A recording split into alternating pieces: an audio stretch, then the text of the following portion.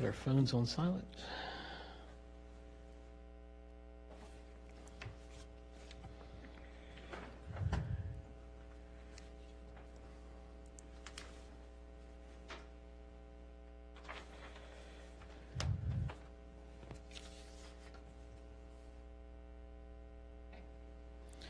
All right, good evening, everyone. This is our April 6th Town Council meeting, and if I could have a roll call, please. Shannon. Here. Leek. Here. Leek. Here. Edwards. Morris. Here. Campy. Here. Day. And Day acknowledges as yes. Here. There you go. Sorry. Here. All right, great. Just for our listening audience, we have Councilman Day is via Zoom and electronically through our video conferencing able to attend the meeting. Also, we have our business manager, Chris Kuhn, also on Zoom attending, and Robert Gonzalez, our town treasurer, also on the Zoom. So with that, first order, if we could all stand for our Pledge of Allegiance. I pledge allegiance to the flag of the United States of America, to the republic for which it stands, one nation, under God, indivisible, with liberty and justice for all.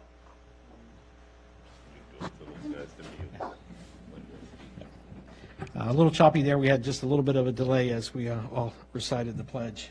Our next item is our invocation. If we could have Councilman Morse to be able to lead us in a word of prayer. Thank you, sir. Father, thank you for the privilege that we have to come before you to ask you to be the one that governs our meetings. And Father, thank you during this time that we are still able to meet. We pray that we would continue to do justice in front of our citizens by dealing with the issues at hand and the issues that needs to be dealt with. Father, give us wisdom. We ask for it more than ever, not just for our small town and not just for our county, but also for our nation. Father, we pray for those who are making major decisions within our country that you would give them wisdom. Bless our time now, and thank you again for the privilege that we have as a governing body to meet and to discuss and to make decisions that concerns people within our community. We praise you in Jesus' name. Amen. Great. All right. Thank you, sir. Our next item is our citizens' time. We do have a lot of people that have wrote to us, and we can understand the concern of being able to be here in person. I'm going to leave it up to the council whether or not we would like to have the clerk either read them or enter them into the minutes. I know typically in the past we've entered them into the minutes, but not actually read them verbatim. So if the council has a desire one way or another, I'd leave it up to you all because of the circumstances here. Mayor, middle ground might be just to read their names and what the subject matter was and what their basic position would be. Okay, all right. If that's acceptable. That is, sir, but like this one here, there's one here from Joe Pastanello, and I'm just receiving this one. So if I could just have just 1 minute to summarize it, and I could read what it is that he's saying. Sure, absolutely. Okay. There are bullet points that's here.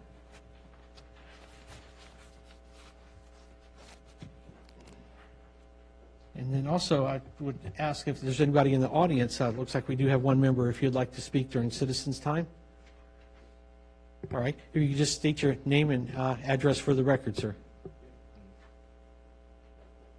Ken Larson, 6752 Jefferson Street.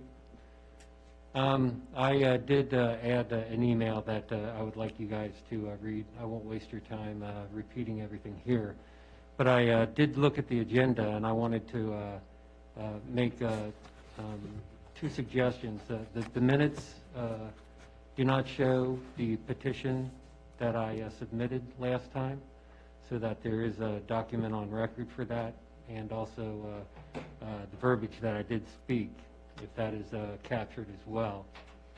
But yeah, the minutes do not mention any type of submission of an article. I think it needs to show that so that there is a record of it. Also, on top of the discussion, if I remember correctly, it said that mailings were going to go out to the affected parties for the speed bump discussions, and it looks like this went out to the whole town. I don't understand why it went out to the whole town, because, well, I do, because the whole town has a voice, but it wasn't under the instructions that were given within the meeting. So I was just wondering why it all came out. Those are the only two things that I wanted to address tonight. There are other things, but I don't think they're necessary at this time. All right.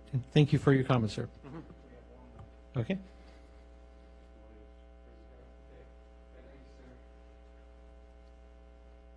Do we know which minutes? Was that at the, what he just brought up, was that the the March 26th? Yeah, In the March 2nd, right? Okay. right.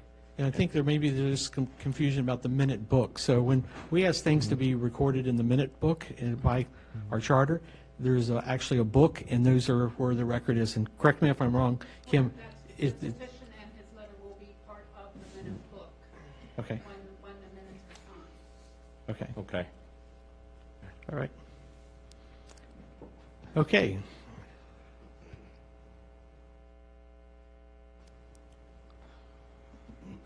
Evening, Bob Weir, 6853 St. Paul Drive. I understand the need for continuity of operations, but given the measures that other jurisdictions have taken, I'm kind of surprised at this meeting tonight. I'm a little concerned it's an exercise in poor judgment.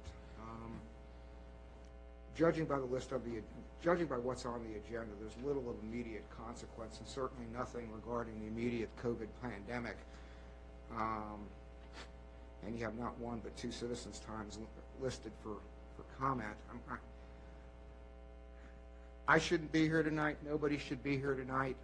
And I'm kind of curious as to why we're doing this. It would seem to be in direct contravention of the AG's opinion, but that's a decision for you guys to make. With respect to the budget, or with respect to the agenda itself, you've already done what you said you weren't going to do. Other jurisdictions are doing hiring freezes. We're hiring new officers. Other jurisdictions are putting off everything in their CIP that's not currently under construction. And you've got an MOU on the table tonight. Other jurisdictions are canceling meetings entirely. Next Tuesday's BOCS meeting is canceled. Planning Commission meetings are canceled for the immediate future, as are other county board meetings. We're dealing with a speed hump tonight and an agenda item that addresses the salaries of the various boards and commissions. You've got it listed as $31,000 plus that you'll save. The actual number is $41,000, but that's only if you take into account the entirety of what you budgeted, which you cannot spend, possibly spend in the rest of the fiscal year. At best, it's going to save you a little over $14 grand, so it's window dressing. Why list it as 31 grand when it's not that? Above and beyond that, you've got no authority for the FY21 budget to strike those salaries, either for the town council or for any of the boards. That decision is made on July 1. You can zero line item the budget if you want. That's fine. But you can't bind the next council, whoever is sitting up there, with an action tonight when it comes to respect to the salaries or stipends that you're paying. Pedestrian improvement and contract, hey, I'm all for the sidewalk, but now's not the time. You have no idea what the fiscal impact of COVID is going to be, either in the short term or in the long term, and I suspect it's a lot worse than the guidance you got from VML at the end of last week. Why are we in such a hurry? You're currently 14K under, and you're moving towards a greater shortfall before the end of the fiscal year. Your meals taxes are going to fall, your sales taxes are going to fall, your cigarette taxes aren't going to make it. You need to be looking at what you can do to remain as close to above water as possible, understanding that under the current circumstances, it's not very likely. but you need to take a realistic look at your finances and where your fiscal position is and where you're going to end up at the end of the fiscal year, and I don't think you've done that. Similarly, I think you need to take a long, hard look at your budget proposal for next year. VML's guidance that they gave out Friday seems to track with what I've been saying for the last couple of weeks, and especially even longer than that for the last couple of months. You need to take that into real consideration, because you're setting up a poison pill for the town if you don't. And the last thing I'd note is you've got a notice in here for a stimulus package for the businesses. Hey, I'm all for that, but I'd like to see some detail other than just a line item on the budget. I'd like to see what you actually intend to do, and to not put that in the packet is of great concern. Thank you. And thank you for your comments. All right, I think we have, anyone else? Okay. You had a chance to review whatever you were looking Yes, sir. for? Okay. If I may, this email came from Joe Passanello, and in summarizing the items, his first statement is, I have much to say about what is wrong with your agenda this evening. You are contemplating major decisions, and the three major areas: freeze all new hires, suspend all necessary spending, do not proceed with any capital expenditures that are not already under contract. So that's a summary of Mr. Passanello's comments. Sir, can I move forward with Ms. Edwards? Sure, yep. And Ms. Edwards sent, Did she want for these to be shared during council time, or just for, I thought this was just going to the council. okay. She doesn't reflect back of saying that. I just want to make sure we, Since they talk about agenda items, you can either bring it up now, or I say recommend bringing it up as each of one of these agenda items are brought up. But I think it's important to, even though she's not able to make it this evening, hear her intake on these agenda items. yeah, I just didn't know if she was asking for that for to be read at such and such time versus just sharing her views to the council and the people that she shared the email. I think number 1 and number 4 can be shared now. Okay, Number 1 has to do with the speed table. The vice mayor is, her suggestion is the table was put in and would still be there if the road had not gotten paved. And number 4, if there's a status update on town election scheduled for May, information should be posted on the website immediately. okay, all right. And then for the other ones, we're going to, it looks like we lost our clerk. Did you want to Kim, do you want to go through each one of the other ones, just summarizing their address and for the record and their comments?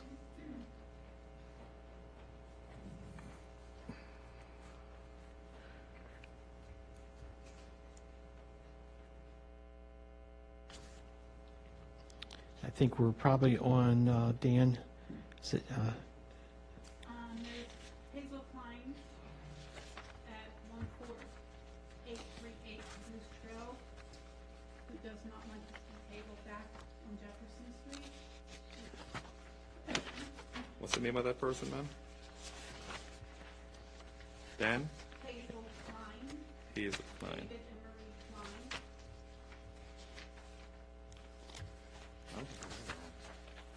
that might have been part of our packet, if, Part of your packet. yeah, the actual packet itself.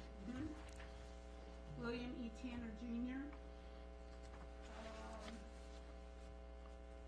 He's at 6864 Jockey Club Lane. He would not like to see the speed table back. Christine Petrus, 6785 Fayette Street. She is in support of replacing the speed table. Donald Meeks, 14896 Green Hill Crossing Drive. He would, supporting the support of the resolution to not have the speed table. Marie Turner, 6791 Fayette Street. She would like to have the speed table back.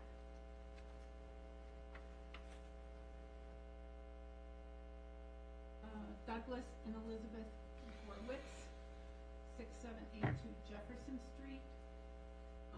They are in favor of having the speed table back. William Lake, 6836 St. Paul Drive.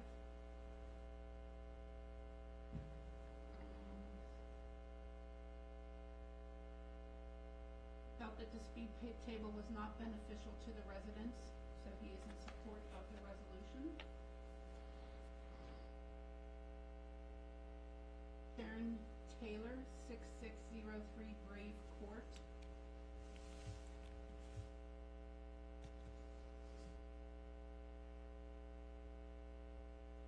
Was in favor of having the speed table put back in.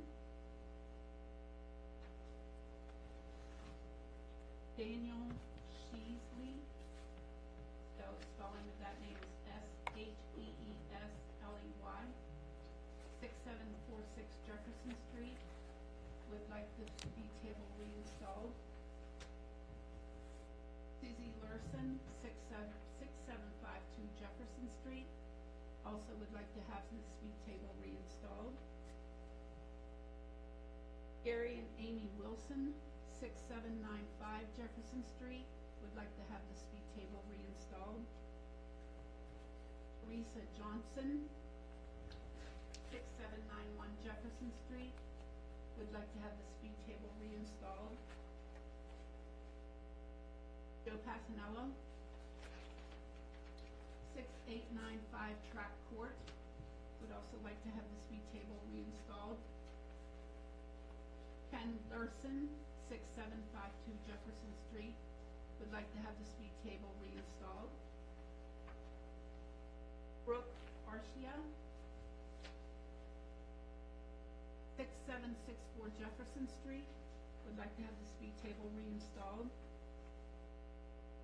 Jonathan Denton, 6797 Fayette Street, also would like to have the speed table reinstalled. Okay, so we'll note that in our minutes for the record. That'll be part of the minute book. All right, great. I think that will do it for citizens' time. With no objection, we'll go ahead and go to our minutes. We have page 11, our work session from May 2nd, and our regular meeting on also page 13 through 17. We had our two emergency meetings, were on page 18 and 19, and the continuation meeting of May 26 on page 21 of our packet. This time I entertain a motion to approve. Before we do, I just again want to confirm that what the one citizen brought up, that his information, it will be in the minutes. Correct. I'll let the clerk answer that, but Okay. go ahead. My understanding is as long as it's part of the minute book, it's part of the public record. Okay. Part of the permanent record, and I And- do have a copy. I still have the petition that was given to me the night of March 2nd and his email that he read at the podium, ready to put in the minute book with the approved minutes. Okay, so anyone from the public can see it. Correct. Okay, thank you. That's the only question I had. Okay, all right. I'll make a motion that we approve the work session minutes from March 2nd, regular meeting March 2nd, emergency meeting March 14th, emergency meeting March 19th, and the continuation meeting March 26th. I second. Second been Councilman Morris. Discussion on the motion? Seeing none, no discussion, all in favor say aye. Aye. Anyone opposed? And we'll just wait 1 second just to make sure that we get Robert's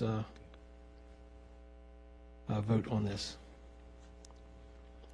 Looks like you might have a little bit of technical difficulty, so I'll come right back to that and we can just clarify that.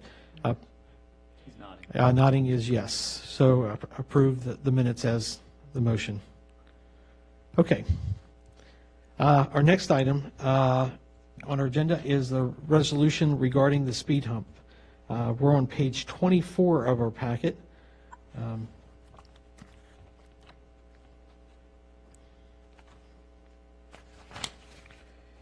Obviously, we've had a lot of people weigh in on this. Looks like 4 to 11, sir. 4 to, 4 no, 11 yes. okay. All right. Discussion regarding this. Mr. Kuhn, did you have anything that you wanted to add to this? Yep. We'll wait for you a second. Can you hear me, sir? We can now. Just talk loud and that should be good. All right, yes, sir.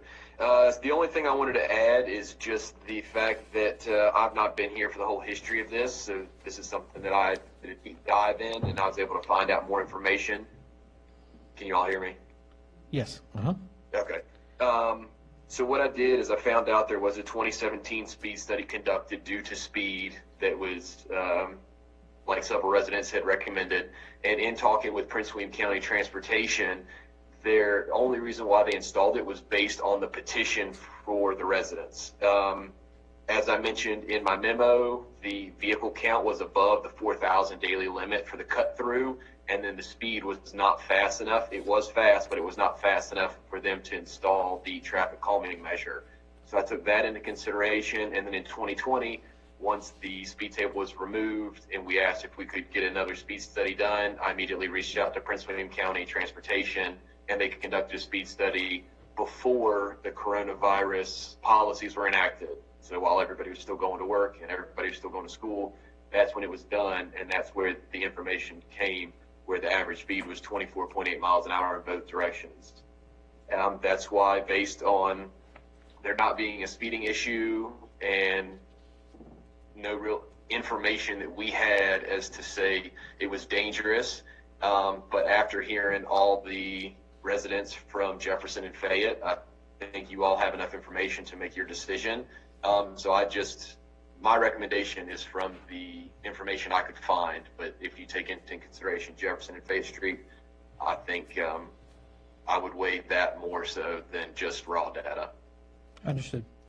Discussion among the council. Yes, sir, if I may. Yes, sir. So there is a resolution on the table for VDOT to permanently remove the speed table. I understand the reason why it was put in the first place and why VDOT felt compelled to have it installed based on the comments from the citizens. With even just limited participation, we've had 11 members of the community voting for it. I did not count, there was one family that had a wife and a husband that submitted individual letters, and I counted that as one.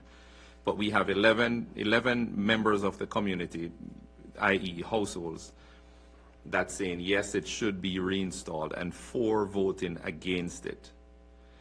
And I understand the citizens' comments earlier on, Mr. Lawson, who stated something to the effect that it went out to the entire town, but this is not just a decision for the street. I believe it is a decision for the town. However, I do feel like unless there is, we're bound by some limitations as to when we can approach VDOT, we should attempt to either table it or have it reinstated. So Okay. that's my opinion on it. All right. Let's hear from other members. I'll be glad to speak next. Sure, sir. Obviously, been in the business with VDOT, I've given this a lot of thought. That speed table was originally put in, it's actually called it speed hump, it's not a table, but was under the traffic calming policy. They followed the policy, and that's why, and that's 75% of the homes that it directly affects. They passed that policy. The only reason it was removed was because of the fact that Jefferson and that it was paved. It's the only reason it was removed at the time, and rightfully so, because that road should have been paved before. Putting it back is at no cost to us at all. I'm in favor. I have no issues with putting it back, and I will not support the resolution. Okay. Anybody else would like to speak on the matter? Yes, yes, I'd like to say that I believe the comments of the residents along the street should be taken into account more than the rest. I believe, safety first. They're the ones that are concerned about, their pets or their children running into the road. And, I think that it should be installed. I do not like speed bumps at all. I definitely understand everyone's, reaction to not put it back in there. On a personal note, I would not want it back there, but honestly, I have to say it probably should go back. I mean, I believe that's the right decision because the residents in that neighborhood are the ones that, that have to live with it one way or the other. So for me, I believe it should go back. Okay. Any else? Councilman Lee. My position doesn't change. I've been in favor of this speed hump going back in. I don't see the negative side of this speed hump traffic calming measure, which is great. I think this is an easy vote, and if there's no other comments, I have a motion for the board. Okay. Yeah, it should go back. Okay. What the distance wants. All right. I'll entertain your motion then. Thank you, Mayor. I move to disapprove Resolution 2020-004. Second? Hey, second. Hold on for discussion. Okay, Councilman Morris, second. Got a motion on the floor, but I want to make sure we're doing this in the proper format. So, Mayor, if the idea is to request that VDOT reinstall the speed hump, the motion would not actually accomplish that. All that would do is defeat the staff proposed resolution. So what I think you want to do, if I understood your comments correctly, Councilman Leake, is to move that the town of Haymarket request that the Virginia Department of Transportation reinstall the speed table at 6776 Jefferson Street. Correct. So moved.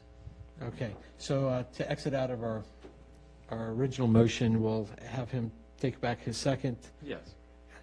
Agreeable to Yes, taking sir. back the second, taking back the original motion presented, Yes, sir. Councilman Leake? And then your so moved is based on Martin's wording of the draft motion as he just explained? Correct. All And right. second. And seconded on that. All right, there we go. We understand what we're voting on.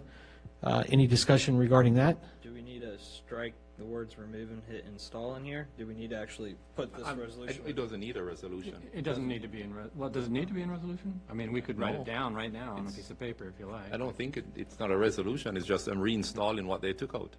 The resolution was really to remove it permanently, and which leads to the fact of why a resolution came on the agenda in the first place, as to remove it totally when you have majority of the council agreeing that it should be reinstalled. My only question, Mayor, would be whether VDOT would want to have that in a resolution format just to look more formal. I can't speak for, well, yes, I can. Yeah, they'll put the speed bump back in. They're prepared The for it. town manager, just the town manager reach out to them? Yeah, they can send it back to whoever it was that Chris was talking to and tell him that the decision was made that the speed hump is to go back in. So- So we need to do it sooner rather than later because they're about to gear up with paving contracts. In fact, they're starting, and if that's going to happen, we need to let them know now so that they can get ahead of the curve. So you're saying that it could be just more of a directive? It's in the form of a motion, and so when you pass that, then it'll be an official action of the council, and that's sufficient. Okay, great. Any further discussion on the motion on the floor? Seeing none, all in favor say aye. Aye. We're waiting for Robert, and that's Aye. there you go. Thank you, Robert. All right. And no one opposed, so motion carries unanimously. All right, great. Our next item is our budget appropriations. We're on page 28 and 29 of the packet. I think our last meeting, we were asked and challenged to bring forth any changes. I think we saw some changes come in from some council members. Mayor, this is an appropriation for contractual services in regards to funds. Apologies. So our sponsorships came in higher than what we projected because Ms. Lockhart did a phenomenal job in reaching out to local businesses and was able to reach more than what we originally budgeted for our fiscal year in regards to town events and contractual services. What this simply does is not take taxpayer money in any way and reallocate it. or expend it to a new line item. What this is simply doing is taking the overage that we had come in for sponsorships and put this money where it's allocated under town events, and then also on the contractual side under contractual services. Correct. Apologies for that. We have a draft motion on this. Anybody else need to look at it any further? Seeing none, I'll entertain a motion for this. Mayor, make a motion to approve resolution 2020-005 Effective? immediately. Okay. I second. Second by Councilman Morris. Discussion on the motion? Roll call vote, please. Shannon? Yes? Lee? Yes. Morris? Yes. Hampi? Yes. Day? Yes. All right, great. All right, thank you. Our next item, we're on salaries. We're on page 30 to 31. Chris, if you'd like to start out with that. Yes, sir. So I just wanted to let you all know, based on the last meeting that we had, it was discussed about potentially suspending salaries for town council, planning commission, ARB, and the BZA. What we've done is we did send an email out to the boards and commissions to request how they feel about having their salary suspended, especially in these times.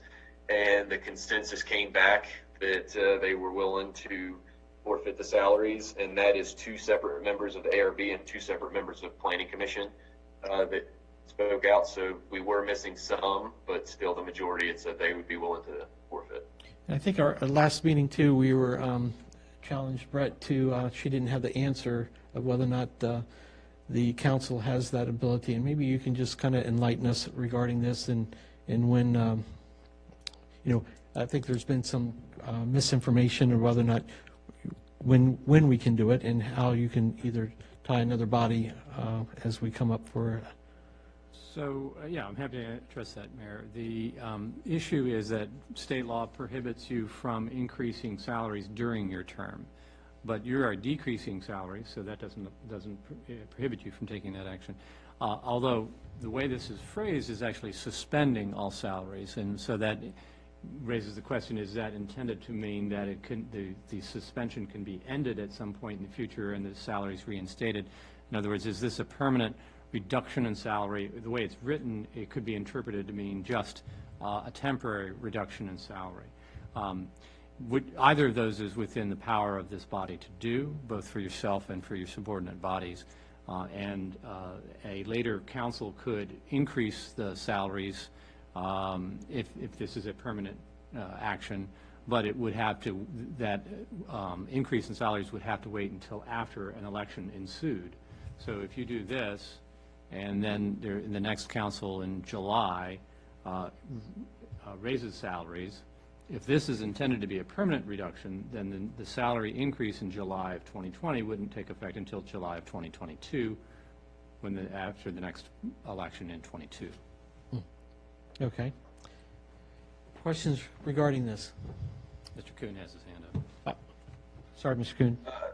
Just one thing that I would like is Roberto, if he could just articulate how he was able to get the $31,000 for the remaining fiscal year this year, just so he can touch base so everybody's on the same page.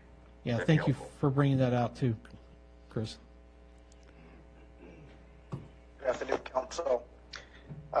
So the number that we came up with at 31, actually I went through it and had it verified with my coworkers, the Clerk of Council, Kim Henry.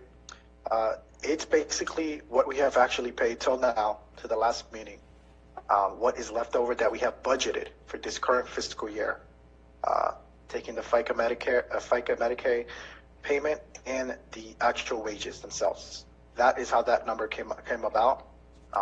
And like I stated, it's been verified, but not myself, by another person as well. She's the Clerk of Council. That's how that number came about. It's what we had left over to spend this fiscal year. Right. And maybe for the listening public that they're not aware of how we did this budgeting for the different members and committees, that we had budgeted so many committees, meetings per month, and obviously throughout the year, That's the reason why we have this, not surplus, but unspent monies that equal the $31,000. Is that correct, Roberta? Correct, correct. All right. So discussion on this. I have a question, Mr. Mayor. So the new council will have a meeting Monday, 6 July. My feeling is it should be their call. With that being said, I, as a councilman, have the right to return my stipend or just say, I don't want it. Is that correct? Correct, yes. So that wouldn't, okay, that's, No. thank you. In the past, we've had that. We had one member of council that it involved his retirement, so he gave back his Sure. stipling, so that way it wouldn't jeopardize his retirement, and then afterwards, but yes, that's correct. You I could just think always forgo. I'm sorry, I didn't mean to. No, that's okay. You could always forgo your salary. Because I'm certainly willing to do that. I just think that, with 10 of us running for the council, we could have new council members. Absolutely. We know we're going to have one for sure, if not more. I just think it should be up to that council to make that determination. No one's in this for the money. If they are, they're in the wrong business. I know, yep, Councilman Morris, I know you use it. That's to buy Bibles and stuff, and that's a good thing. But that's just my feelings. Sir, if I could add. Sure. I do support the resolution going into effect. I, however, would prefer if it's reworded to end July 1st, 2020. So, because the term suspended is there in the resolution. Then the new council who comes on board the first week of July, then they can determine whether to continue it or not, depending on the repercussions of this this unprecedented era that we're going through. Makes sense. So I would be in full support of the resolution as it is suspending it until July 1st, 2020. All right. Councilman Day, did you? Wow. You're on mute for a second. Yes, but Chris Kuhn has his hand up. He's first. Go ahead. Oh, sorry, Chris. I was just going to actually ask the attorney if that is how the council feels. Could we just remove in the last whereas and FY 2021 by $50,373? If we were to remove that, could they move forward with the amended resolution today, and then come July 1, we could have staff could have that on the first agenda for the new council? Well, the actual language that you would want to change in the resolution, if that's the desire of council, is in the now therefore be it resolved paragraph. The last few words there, after the fiscal year 2020, you put a period and strike the remainder of that paragraph, which reads, and the entirety of the fiscal year 2021. Okay. Clerk, did you understand that? Kim? Okay. All right. Any further discussion on that? Councilman Day, that's right. I'm sorry. That's okay. So, I guess my thoughts on this are, either we need to save the money and save the budget, or we don't. We're doing this because we have the virus and we need to save funds and we need to save money. And I'm all for donating, again, if just like everyone else, $100 a month for what, everyone is doing here. It's definitely volunteer work, and nobody's in this for the money, nobody at all. But again, my thing is, either we need to save the money to help the budget out, or we don't. So I think we either need to suspend it or not. If the budget's going to be in jeopardy in July, then it's going to be in jeopardy. Let's suspend it. If we're not sure, then let's just leave it alone, and we can always revisit it. I would think a couple months and say, oh, look, the budget really is in jeopardy. Let's go ahead and suspend it after all. It's not like we don't have the funds today. So again, my thing is one way or the other. I think we should either do it or don't do it. That's my 2 cents. Oh, great. I appreciate that. Question for Roberto. What would be the projected end of the year if we just kept the same meetings as we would by the time of this fiscal year ended? Obviously, it wouldn't be 31,000, but I would have to get back to you, work on those numbers. I wasn't prepared to answer that question today. okay, understood. I think I Okay. have that for you. Give me 2 seconds. I just have to divide by 3. Roughly $4,000. I've the way that I look at it is with the remainder of the year, with between the mayor's stipend, each council members, the chairman getting a higher pay on each board, then also the liaisons being paid the council pay, and the board members.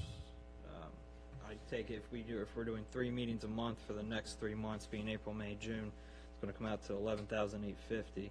Granted, that does not include FICA or Medicare because I don't know what that calculation is off the top of my head. But just salary-wise, if we're just meeting once a month, about $4,000 in total for each one of the boards. Okay. So then you'd still have a savings of roughly 26,000, 27,000, depending on what FICA and Medicare you have to pay out of there. So what's the desire of the council here? Could I ask Chris Kuhn Sure. a question? Absolutely. Chris, what is the impression you got from the other boards?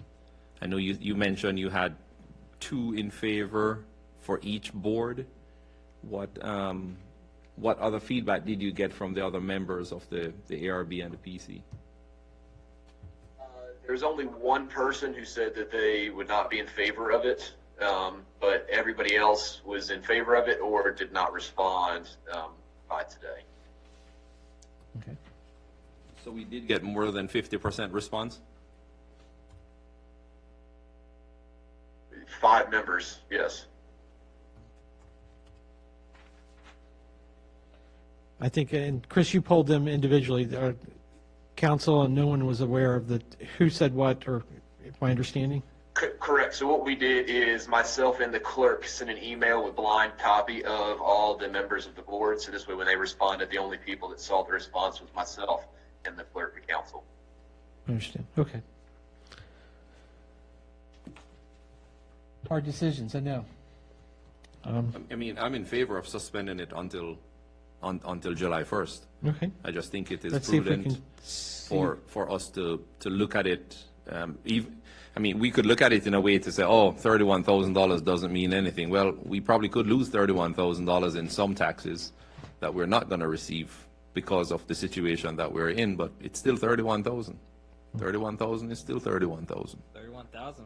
Yep. So I'm in favor of to see if the rest of the council is in support of the resolution 2020-07 in suspending the salaries of the town of Haymarket public bodies until July 1st, 2020. Okay, so we got one there, and I think Councilman Day, I don't want to put words in your mouth, but you would, if you were in favor of everything, you would be in favor of both up to the July and through the next budget cycle of zero-line item. Is that correct? That's probably true. I could tell you I'm a little bit on the fence on that one. I would, yes, that is very true. I just believe we should either make it, either cancel them or don't cancel them. Let's not play games with it. If we need the money in the budget, then let's just save the money in the budget. If we don't need it, then let's leave it alone. Okay. Councilman Leak, as I kind of put these names over on one side, or Yes, sir, in favor. To July 1st. Councilman Shannon? Through July 1st. Councilman Panthy? July 1st. And then I think we had a Vice Mayor spoke on this subject. She did, sir, and she thinks council and board members should continue to be compensated for their time.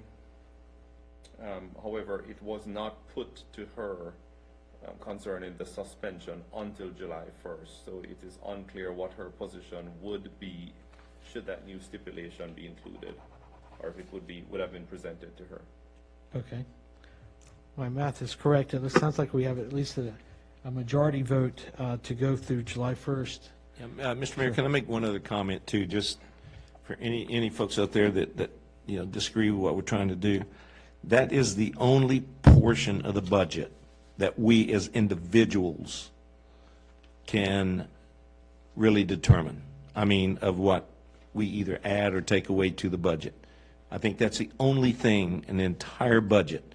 Everything else we do is for the town itself. Not that our volunteering isn't important, but to me, it just given us the opportunity to either say, yes, we want the stipend, or we don't want the stipend. Everything else in the budget, even though we vote on it, and the Finance Committee does a lot of work on it, but this is the only thing that is we as a individual can have input on, as far as I'm concerned, to truly affect the budget. So that's why I'm in favor of what Councilman Marsh said and Councilman Lee. So. Okay. So we want to put this to a motion and see where we're at.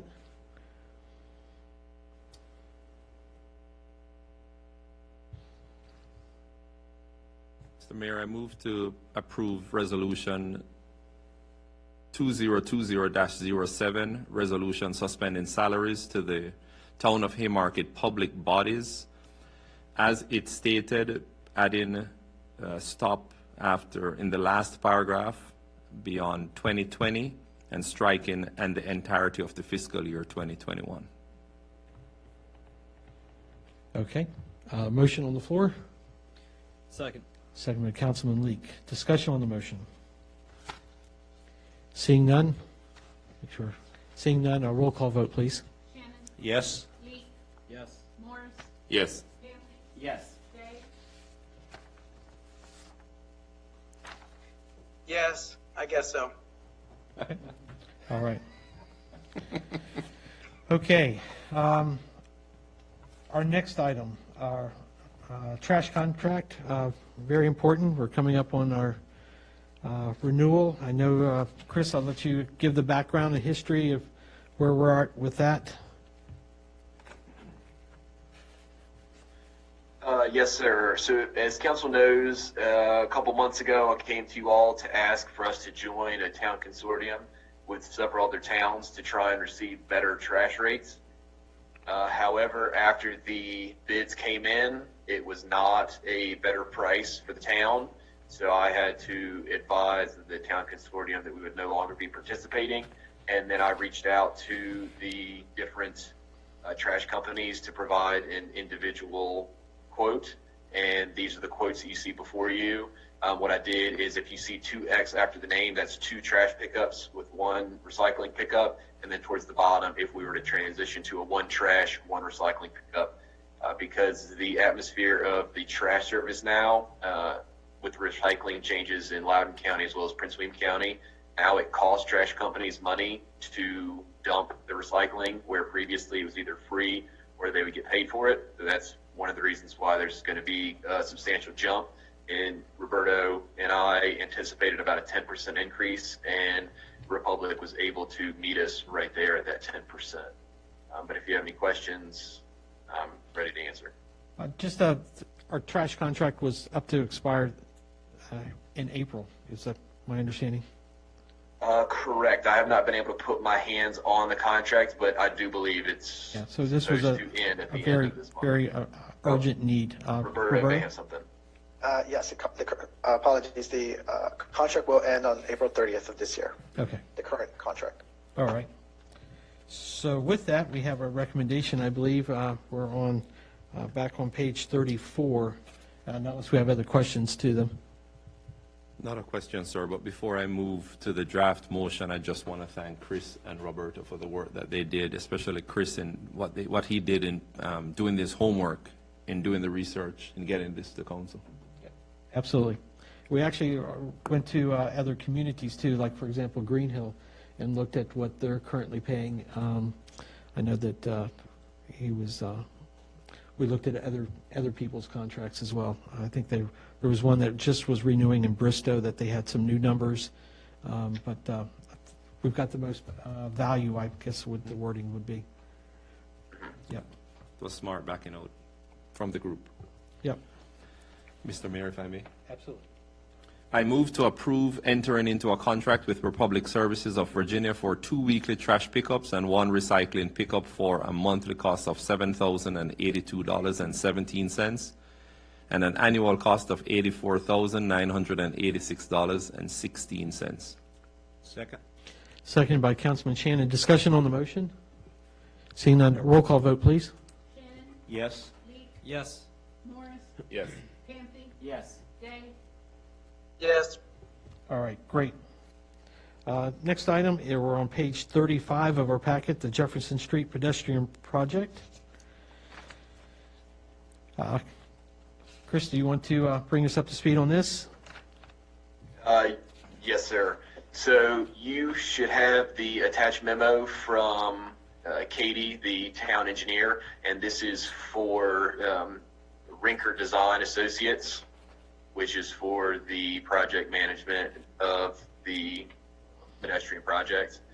And this is one of those items that we have been discussing with the Finance Committee, where if we can move forward with the CIP project of the sidewalk, then we can free up some money in the next fiscal year. So if we were to wait, then we would have all that money that would have to be forwarded to the next fiscal year. So this way, we're trying to start the process now so we'd be able to split it between the 2 fiscal years.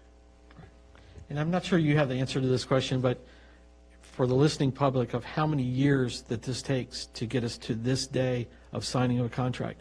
This is starting out with an idea, starting out with the redoing of the bridge. The land takes, the checks that we sent out and signed for over the past years to the landowners as we taken the different areas of property in front to allow this sidewalk project to get down to now signing a contract. So, Mayor, go ahead. if I will, when I first got here in September and really started putting the gas pedal down on this item, I know that the official start of this and most of the paperwork was 2011. So the official start of it was about 9 years ago. Yep. Okay. With that, I think we have a draft motion as well. Let's just talk budget Sure. impacts real quick so everyone understands where this is coming at in regards to our budget.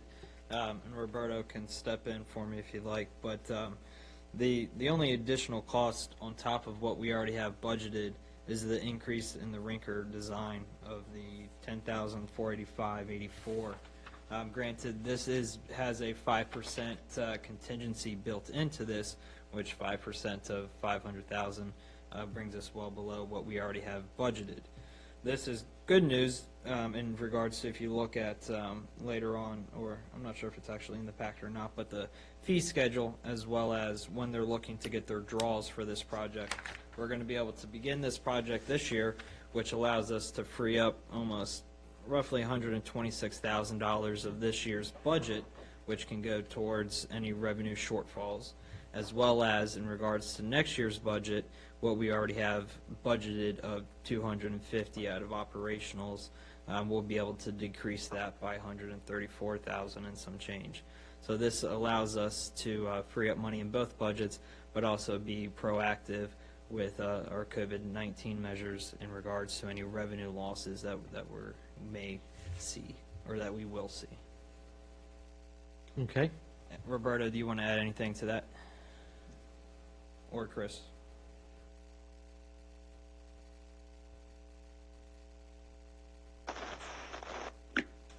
Yeah, all the points there. And one thing, just to make everyone council aware too, speaking with fellow treasurers and directors of finance in other localities, this is something that's going on around projects that have started or have already got the go-ahead contracts. You know, they're going through with them. As far as future projects, you know, those are going to be placed on hold for now. But as Chris stated, this project has been ongoing for 3 years prior to us. We finally got it to this point, so we're prepared to go forward with that. Okay. And remember, we did sign our contract with M&F Concrete 2 meetings ago. Correct. So we're already in the process of this. Yeah. Okay. Other questions, concerns, thoughts? Not a question, but just my personal opinion on moving forward with this is that, yes, we're going through uncertain times, but business continues. And, you know, our nation is strong enough to get over what it is that we're going through right now. And when we get over it, you're going to see the projections happening, not just at our national level, but we need to set ourselves up to continue the direction that we have been going, especially in the last 5-6 years. So moving ahead with a project like this, as Mr. Leek just pointed out, it's going to free up money in the budget, not just for the end of this year, but also for next year. So moving forward is a wise decision. Yes, you could look at it with the doom and gloom, and maybe the guys at the hotel maybe they're putting on the brakes. No, they're not putting on the brakes. They're going to move in. They're going to move ahead with their ventures. The same thing with other things throughout the town and other things throughout the county. They're going to be moving ahead, expecting that the strength of our country is going to come through an epidemic like the one that we're going through. I'm glad you brought that up, because I wrote down here the doom and gloom. You know, there's two things that the town doesn't have today because of doom and gloom. Number one is a trolley. There's never been a failed trolley system in the state of Virginia, and I sat up here on this dais and watched the doom and gloom that we should not do this. And the amount of money for out of town was like $15,000 for the year, $15,000 to put a trolley system in. And the other one is FiOS. We don't have FiOS because doom and gloom, because it was stated that the yards would not be, the yards would be all tore up like it was in Fairfax City from the contractor, and we don't want to do this, and we don't have the perfect agreement that, so today we don't have it, and Verizon's not here to then reinvest in our town. So I thank you for bringing that up. I think there are times when we're so short-sighted that we're thinking that this is going to be the end of everything for our small town and for our country. Our country is going to, I believe very strongly, our country is going to come back from this stronger than ever. I mean, with the leadership that we have in place, our country is going to, you watching the stock market, you're going to watch and see how our country is going to come back from this. Yes, it's going to hit us, it's going to bruise us, but we're going to get up. But we cannot stand back. We cannot just shut everything down waiting for the end of this epidemic. Yep. You know, we have to move forward, especially in these times when we've already, since 2011, we've been discussing this. And now that we're ready to put ink to the paper, we're going to say, wait, because of the coronavirus. No, it's time to act. All right. So, Mr. Mayor, on that note, if no one else have any comments that they want to make, I move that the Town Council approve RDA's proposal for CEI services on the pedestrian improvement project. Second. Motion been seconded by Councilman Shannon. Any discussion on the motion? Roll call vote, please. Shannon. Yes. Lee. Yes. Morris. Yes. Panthy. Yes. Day. Yes. All right. Thank you very much. Appreciate that.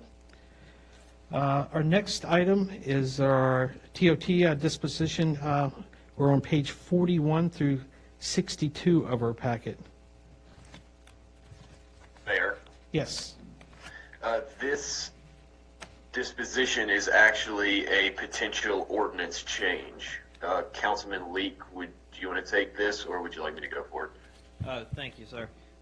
So at the beginning of our March meeting, I had asked council to consider from the Finance Committee to where we spoke about changing our ordinance in regards to how the disposition of remittance of our TOT tax comes in. Currently, 2% goes into our general fund and 5% goes to tourism, the promotion of tourism and bringing tourism into the town.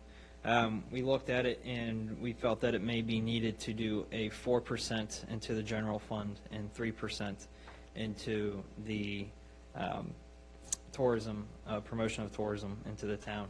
And I just want to see if council has had time to, over this last month, to think about that, and if they had any questions or considerations of it. If not, I would go ahead and put a draft a draft ordinance into next month's meeting packet for us to take action on but just wanted to have discussion here at this time. That's why there's nothing in the packet for that line item. Okay. Any discussion regarding that? Any objection on putting it together and putting it on our next month's agenda? Absolutely not. Okay. Looks like we've got a consensus there to do that.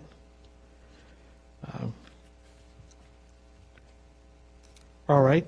With that, Chris, maybe you can take us on to our Haymarket Hotel venture.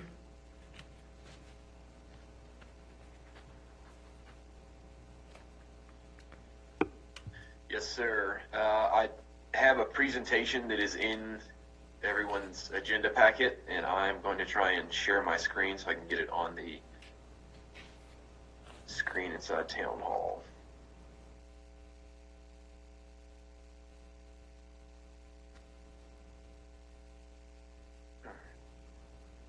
Is that able to see properly through the screening?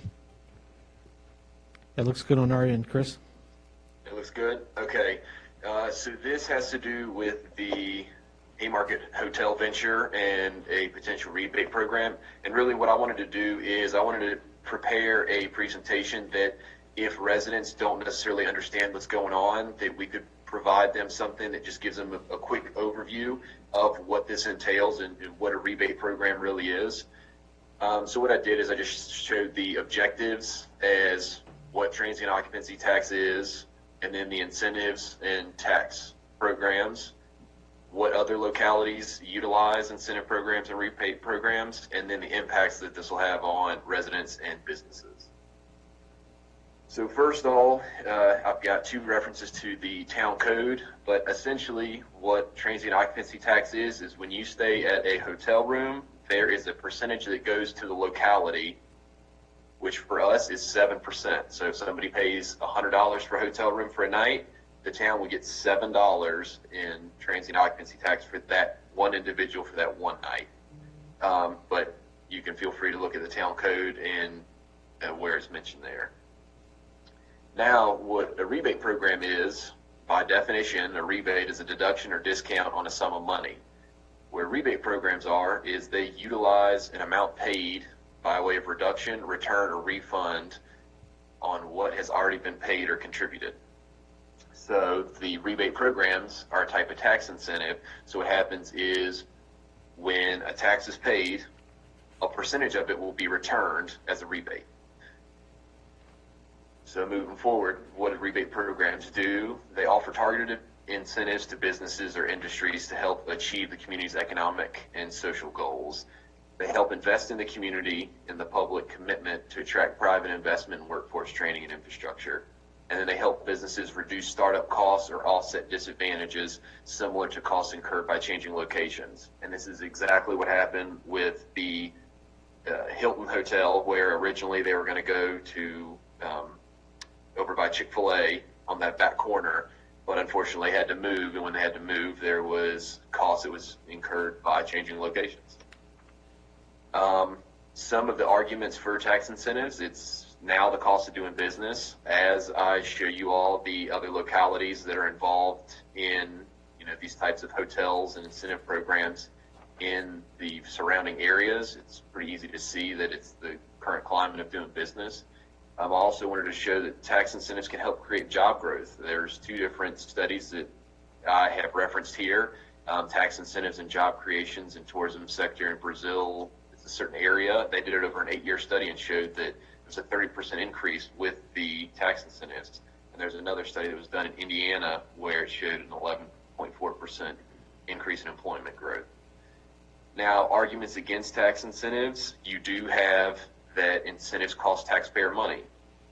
However, in the scenario we have right now, it is a rebate program based on the tax that is collected solely from the hotel. So if the hotel did not collect any money, there is no money for them to get in a rebate. That's end of discussion. There's nothing else that is going to go into this fund to fund the rebate. Another thing is that incentives are considered unfair or inequitable. Right now, we actually don't have any incentive programs at all. There was something that was attempted. It was a business strategic zone in 2016. However, if I'm not mistaken, that did not make it out of the Planning Commission. And I think this is a really low-risk way for the town to investigate potential tax incentives for future businesses because, like I said, this is not risking any income stream. This is something that is directly linked to if the hotel brings in money, then they will have money to be able to have a rebate.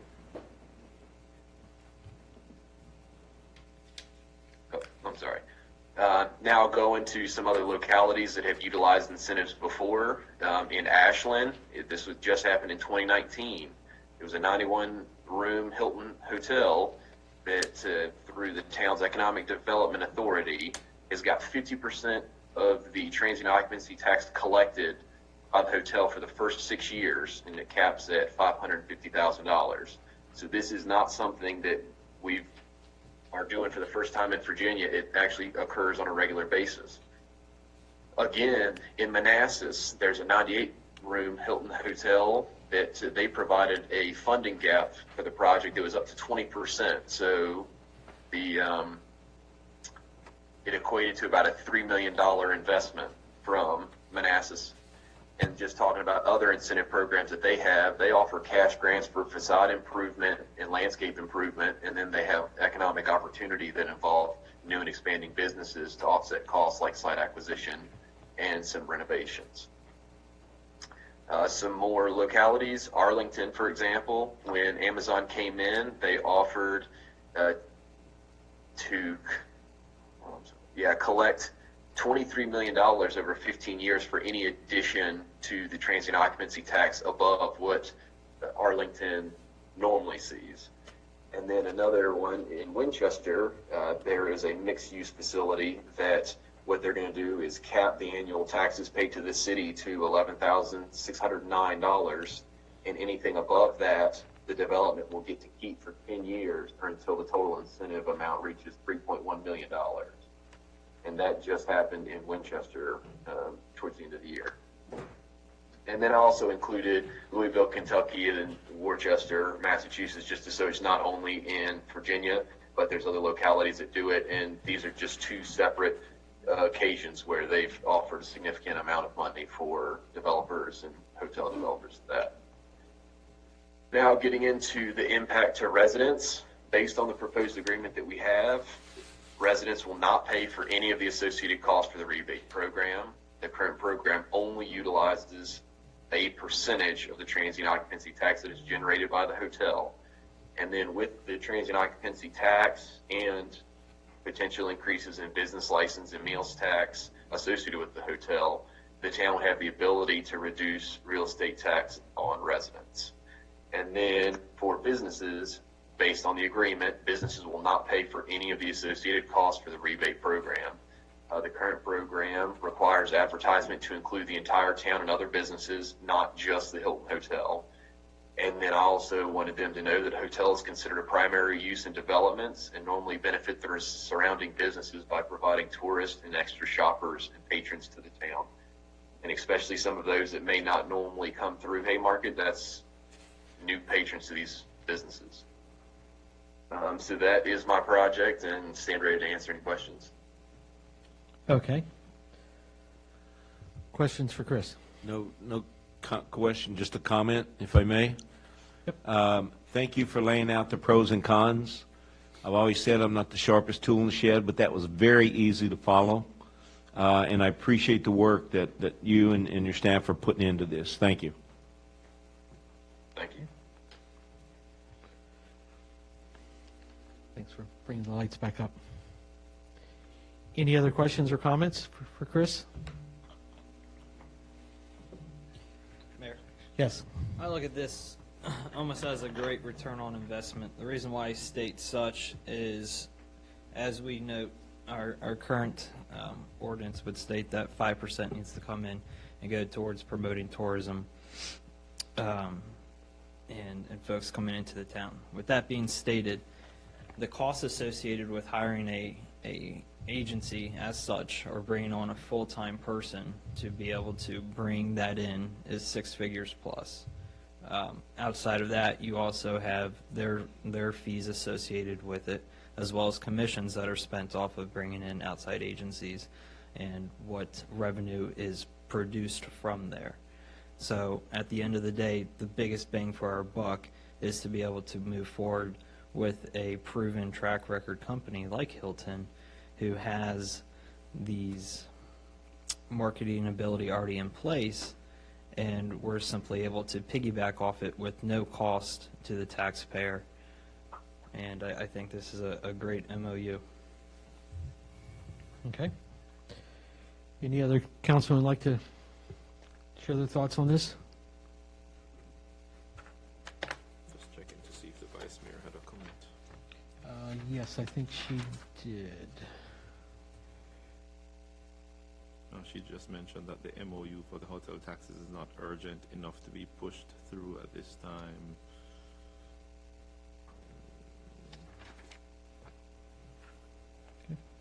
I tend to disagree. I tend to think it is the right time to do it. The leadership of this hotel venture is awaiting the responses from us in order to push ahead so they can make their proper projections. I know it doesn't really affect it that much because of the percentage is more internal than it is external, but if I was in their position and I wanted to invest in the town of Haymarket, I would want to know upfront how the percentage is broken down because it will impact them. So I think it is urgent enough. As I mentioned before, I don't want to get into my American speech, but I think we need to continue. We need to move ahead with doing business. I would agree. Ditto. Well, with that, do we have a motion? Mayor, I don't see a draft motion, so I've looked for legal counsel in regards to how to make a motion for this legal MOU. You don't have a motion?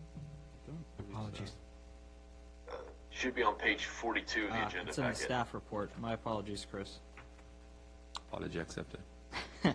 My apologies, Chris Kuhn. Alrighty, Mayor, may I? Yes. Excellent. I move to approve the Tourism and Travel Promotion Memorandum of Understanding with Haymarket Hotel Venture LLC and authorize the mayor to sign it. I second. Second by Councilman Morris. Discussion on the motion? Roll call vote, please. Shannon. Yes. Lee. Yes. Morris. Yes. Hanson. Yes. Day. Yes. All right. Thank you all very much. Our next item is our town business stimulus package. Who would like to start that? Go ahead. Excellent. Thank you, Mayor. Same as in our March meeting, I asked to have this on the agenda for discussional purposes. So about package for our residents. I don't know if council has any ideas. I'd love to hear your ideas. If you don't, then I'll move forward with mine. I think also we tasked Chris to reach out to some of the restaurants. Maybe we can also hear, maybe that's not specifically on the stimulus, but maybe has some input on there as you've talked to a lot of the businesses over the last few weeks. Yes, sir. So just discussing some of the options from the last meeting, as were discussed, for example, pushing off the meals tax date by 30 days. I had gotten some pushback from that. Some restaurants had heard about it, and they just stated that while that would be a good offer, they think that that would actually hurt in the long run because then they'd be expected to pay eventually. So if they're trying to use it to float their business, it wouldn't be so helpful. I also sent a... I'm sorry? No. Councilman Morris was trying to look at Mr. Leak and... Oh, I saw him with my lazy eye, but I didn't acknowledge him. Go ahead. And then another thing that I did is I sent out a Survey Monkey to all the town businesses that we had, and I was able to get some feedback from there as well. So between talking to the restaurants as well as talking to a lot of the businesses through that survey, one thing that they did mention, the restaurants in particular, is that if there's some way that there could be a return of meals tax, and I think this would open the discussion for Councilman Leak discussing the administrative percentage go back to the restaurants. That may be something that would be able to be helpful. And then the other thing that they had discussed was, let me see here, lack of customers and bills, slow business, the things that you would expect. And some people had also requested if there was something that we'd be able to do in regards to their loans, or for rent, I'm sorry. And those were the two big ones that I had. So if there's a way that we could return some form of meals tax, and then if there's some way we could help with rent, whether that is asking the landlords for a break or whatever it was. They just wanted to see if there's anything we could do. Okay. Other discussion or thoughts?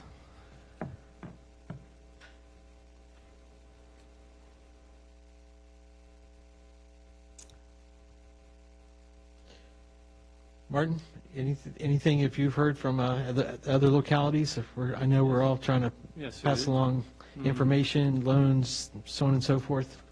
So, there's a number of things that have been floated, and there's a lot of discussion amongst the local government attorneys about this. The local government attorneys tax practice group has put out some ideas on this specifically. The thing to remember about meals tax and transient occupancy tax is that they are different from other taxes in that they are trust taxes. The money is held in trust by the business for payment to the locality. It is never the business's money. It is always either the patron's money, and then when they hand it over to the restaurant or the hotel, it becomes the town's money that the business is holding in trust for the town. So it is never the business's money, and if they are misspending it, it's actually a crime. So we don't want to encourage that. I'd also point out that in my experience that businesses that get behind on their meals tax tend not to be able to remain in business because they are obviously not meeting their current obligations, and unless they can turn themselves around, they're going to go out of business fairly quickly. So you want to get the meals tax from them on a regular basis. You don't want to change the schedule by which they are paying their meals tax. And monthly is best, because then you are making sure that they are meeting their monthly bills as they are. With regard to the BPOL tax, the business professional occupation license tax, there are a couple of methods that can be used to spread this burden around a little bit. You can reduce the level of the cost. That's a permanent hit to your bottom line. You can delay the due date by up to 90 days. That's an option you can have. You can set the penalty and interest down to 0% for a set period of time, and that accomplishes the same thing really as a 90-day delay. If you set that for 90 days, there's going to be no penalty and interest, and the taxes are still due, but there's no impact to the business to paying them late. Those tend to nibble around the edges because those are relatively small dollar impacts on a business compared to its rent and utilities. You don't have the utilities, so you don't have any ability to make any adjustments there. Some localities do. With regard to the rent, there's nothing that this town can do. That's a contractual obligation between the tenant and the landlord, unless you're talking about your own tenants, in which case you could certainly, as any tenant could, any landlord could, you could adjust your expectations from your tenants. So if you're finding that the people who are renting from you here at the town hall complex are having problems, then you could certainly address that one-on-one with them.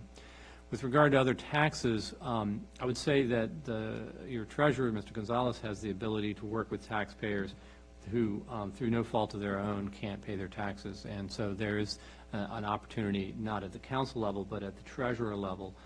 If somebody is late paying their taxes and can show that it was due to no fault of their own, then the penalties can be forgiven there, but they cannot be forgiven at the town council level on a blanket basis. That's a power that's not given to you, it's given to the treasurers. There are a number of things that can be done. The problem is that the dollar amounts involved for most businesses are not going to be particularly high. Okay. Other thoughts, concerns? I'd like to know, Chris, based upon your discussions, how much of an impact do you think this would have? Are they, do they, obviously they're finding that there's a pinch, of course, but, how dire are these, businesses right now? I mean, how much of an impact would giving them a tax rebate have?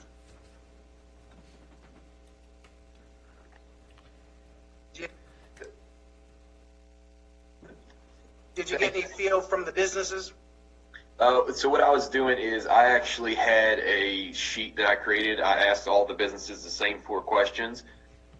And one of the questions was, how is the business affected? And I'm just trying to go through it to see kind of the average here.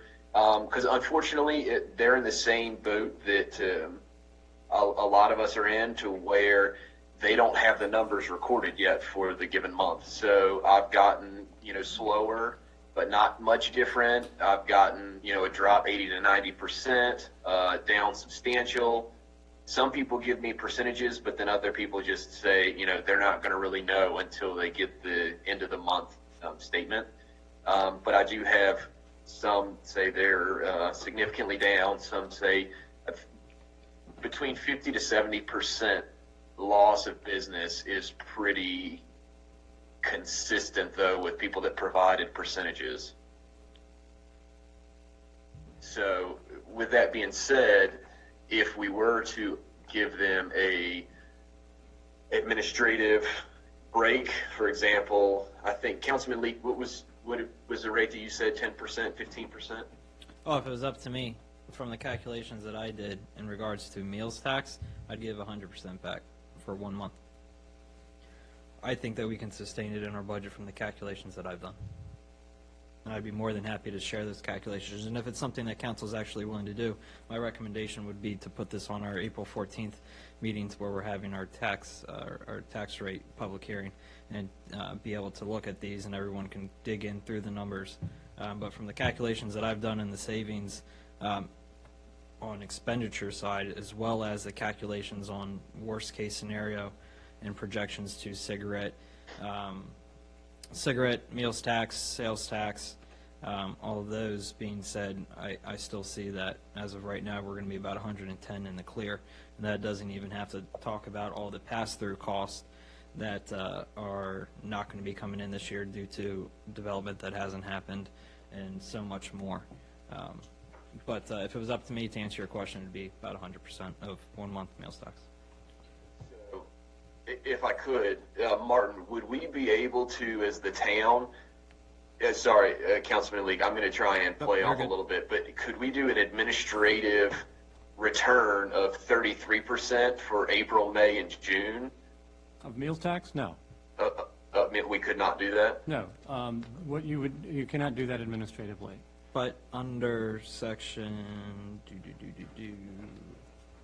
15.2-1104, which reads, You can provide a discount for the early payment of any such taxes or assessments. correct. So if they're paying early, the ordinance that we passed is, hey, if you're paying early, We'll make it the rebate. 19th or earlier, we're going to give you back X percentage. And one of my questions to Yes. legal counsel is, it does not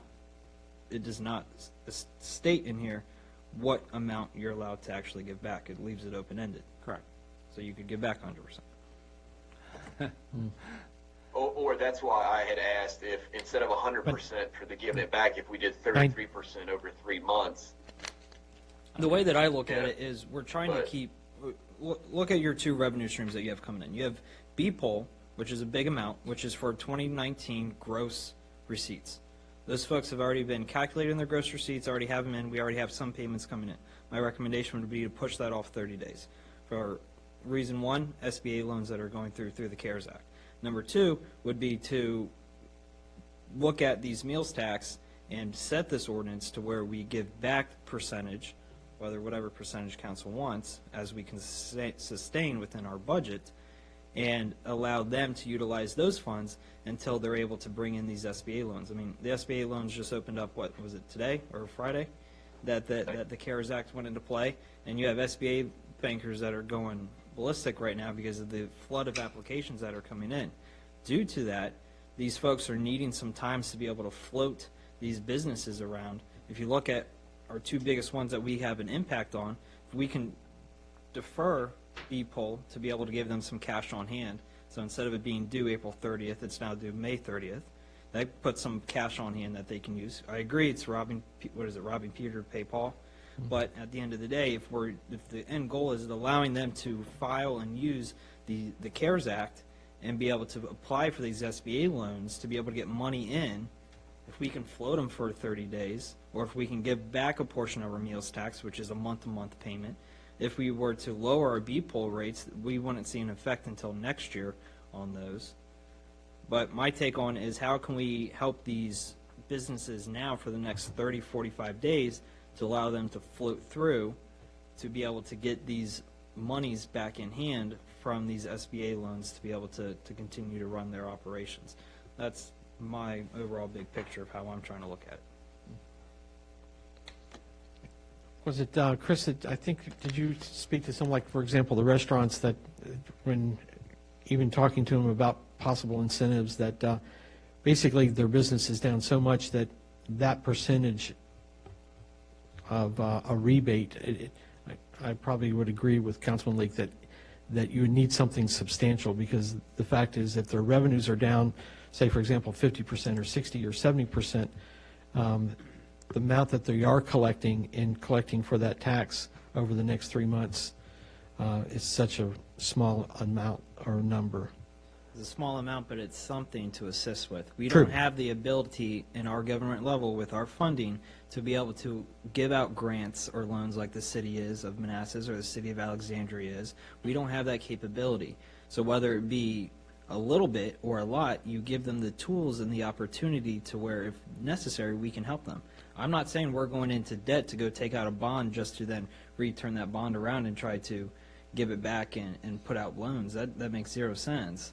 What I'm stating is we're doing what we are able and what we're possible. Again, these are just ideas, but I think at the government level, even though we're on a small basis of what we can do to assist, we need to float all ideas that are possible and entertain those. Right. And this being one of the most largest incoming producing streams is our food tax. So I guess my point is I would agree with you that I think it should be a large percent. Maybe it's not 100, maybe it's 99%. Just thoughts. Out of the 31 that we just deferred out of our salaries of all boards, that covers up to what probably March's meals tax would end up being. I mean, we, in March last year, year over year, we brought in 61,000. So cut that in half, that's 30,680. Just by cutting our salaries alone, we can help those businesses if they did 50% and float that back to them. Right. And then hoping that within the next couple of months, things will start to pick up. So all I ask is that you consider it, you think of it. I'd love to hear your other ideas on how we can help. But I think that we need to at least be proactive and think about it. And if it would be okay with council, I would like to put the numbers together, put it in an agenda packet, and have it on our April 14th meeting. So where if we want to take action, we can, and that's still 6 days before they would have to remit their March's payments. Right. And 16 days before BPOL payments would technically have to come in. And as far as notification and stuff like that, if I remember, those are things that obviously I don't believe require public hearings. Nope. It has to be in writing. Right. And the vote of every member would have to be recorded when it's passed. Okay. All right. Further thoughts on that? Any other ideas? I'd be interested in seeing the numbers. Okay. All right. Moving on. Martin, we had this for you, the continuity of government. I think as we continue to be questioned of why we're here even tonight, maybe you can expand on that. As other governments, have you sat at the dais, I'm sure, over the last few days and weeks? Yeah, thank you, Mayor. On March 20th, Attorney General Herring issued an opinion, an official advisory opinion, regarding continuity of government ordinances. Let me just say something briefly about the Attorney General's opinions. They are not law.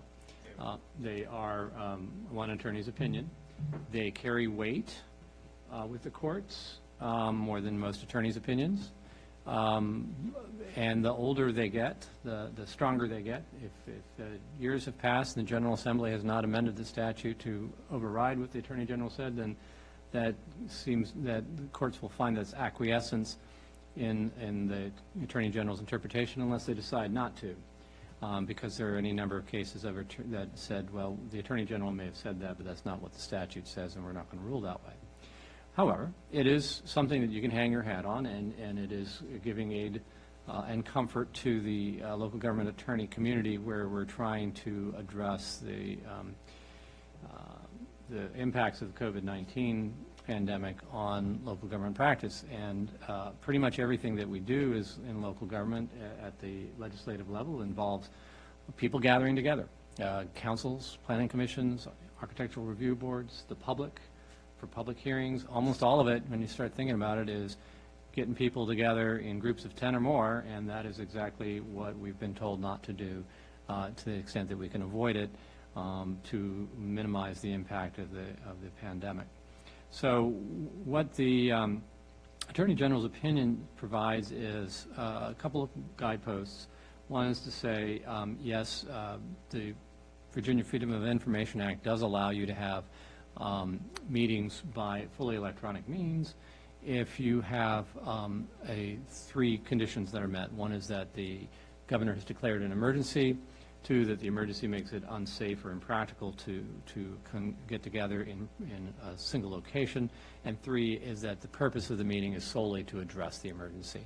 So that's obviously a very narrow exception, and you've exercised that authority a couple of times already in the past month to discuss, pretty much to have briefings on what was going on in terms of COVID-19 response.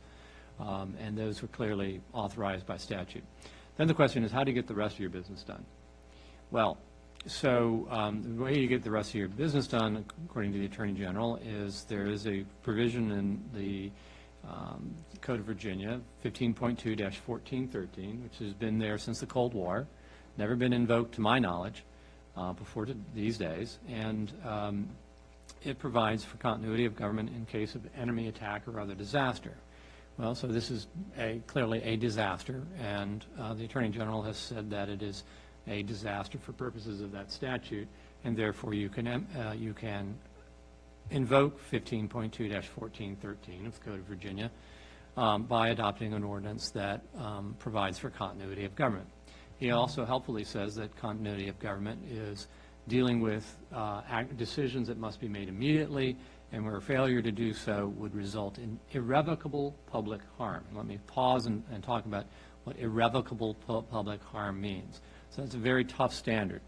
Irrevocable means that it cannot be revoked. It cannot be undone. There's nothing you could do after the fact that would make up for the harm that has happened. Public means that it's a damage to the public, either to the public body or to the members of the public generally. And then harm, obviously, is any kind of physical, economic harm. It could, if you had a failure to approve the trash collection contract earlier today, and your trash collection contract lapsed and the trash collector refused to pick up the trash without a renewed contract, that would be irrevocable public harm, because that is an essential function of government to provide trash collection, and if you didn't do that, there would be refuse accumulating in the streets to the detriment of the public. If you have to keep the police paid and supplied, and so you have to collect taxes to do that. So collection of taxes is absolutely something that has to be done. You have to adopt your tax rates before the end of the year. Those localities that haven't done so will need to do so, and that's clearly a decision that must be made by the end of the year by law, and failure to do so would cause irrevocable public harm, because you wouldn't have taxes to collect and therefore would be unable to spend money on the public services that you provide. Beyond those core functions of police, other first responders, tax, trash, social services, and a few other things, it's difficult to say what are those core services, those core items that have to be done. I think we're going to find out based on the circumstances. I think it's going to change over time. We're going to have to evaluate on a day-by-day basis exactly what we need to get done. And so what some localities have done in preparing for the day that we might have to have fully electronic meetings for any business that comes before local governments is to adopt a continuity of government ordinance. So there are a couple of models that are floating around, and various counties and cities have adopted them. I've worked on a couple of those. Happy to provide you with a model for that. But basically, it deals with a couple of things. It deals with the fact that we have statutory and local deadlines that we are required to meet. And so, for example, if somebody wants to come in and provide you with a rezoning request, and you don't have a continuity of government ordinance in effect, then you very well may find yourself behind the 8 ball in trying to process that rezoning request in the time frame that's provided by statute, unless you've adopted one of the continuity of government ordinances. Similarly, you want to have the ability to deal with other emergencies that may arise. You want to have the ability to direct your subordinate bodies how to react and how to handle this current crisis. So there are a number of things that can be done in a continuity of government ordinance, and happy to work with you in terms of what you want to see in one. Send you as many models as you want to look at, but the one I just did for Leesburg that was approved on Thursday is the one that, obviously, since I worked on it, I think is good.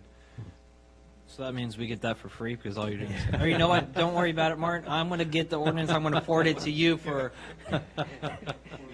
We have friends there. Yeah. Right. Well, good. Thank you for explaining that and for our listening audience as well.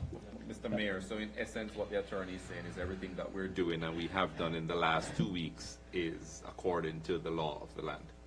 Yes, sir. The meetings that you had by fully electronic meetings were clearly authorized by the Freedom of Information Act, and the meeting we're holding today, where we're maintaining social distancing and having a quorum physically assembled to do the business of the town, is clearly legal. Thank you, sir. Mr. Mayor, and then Yes. lastly, Martin, it would be advisable to go ahead with the continuity of government ordinance for the mere fact, like our ARB, we have 2 COAs that are in that have to be acted on within 45 days. Otherwise, the applicant can appeal it to the town council. So without disassembling the ARB and bringing those things to the council, which I would not recommend, but to ensure that we can maybe defer this rather than forcing the ARB to act, Right. it would be necessary to have this ordinance in hand. Yes, sir. Now, would that retroactive and go back even though they've already filed and they still have to act within 45 days?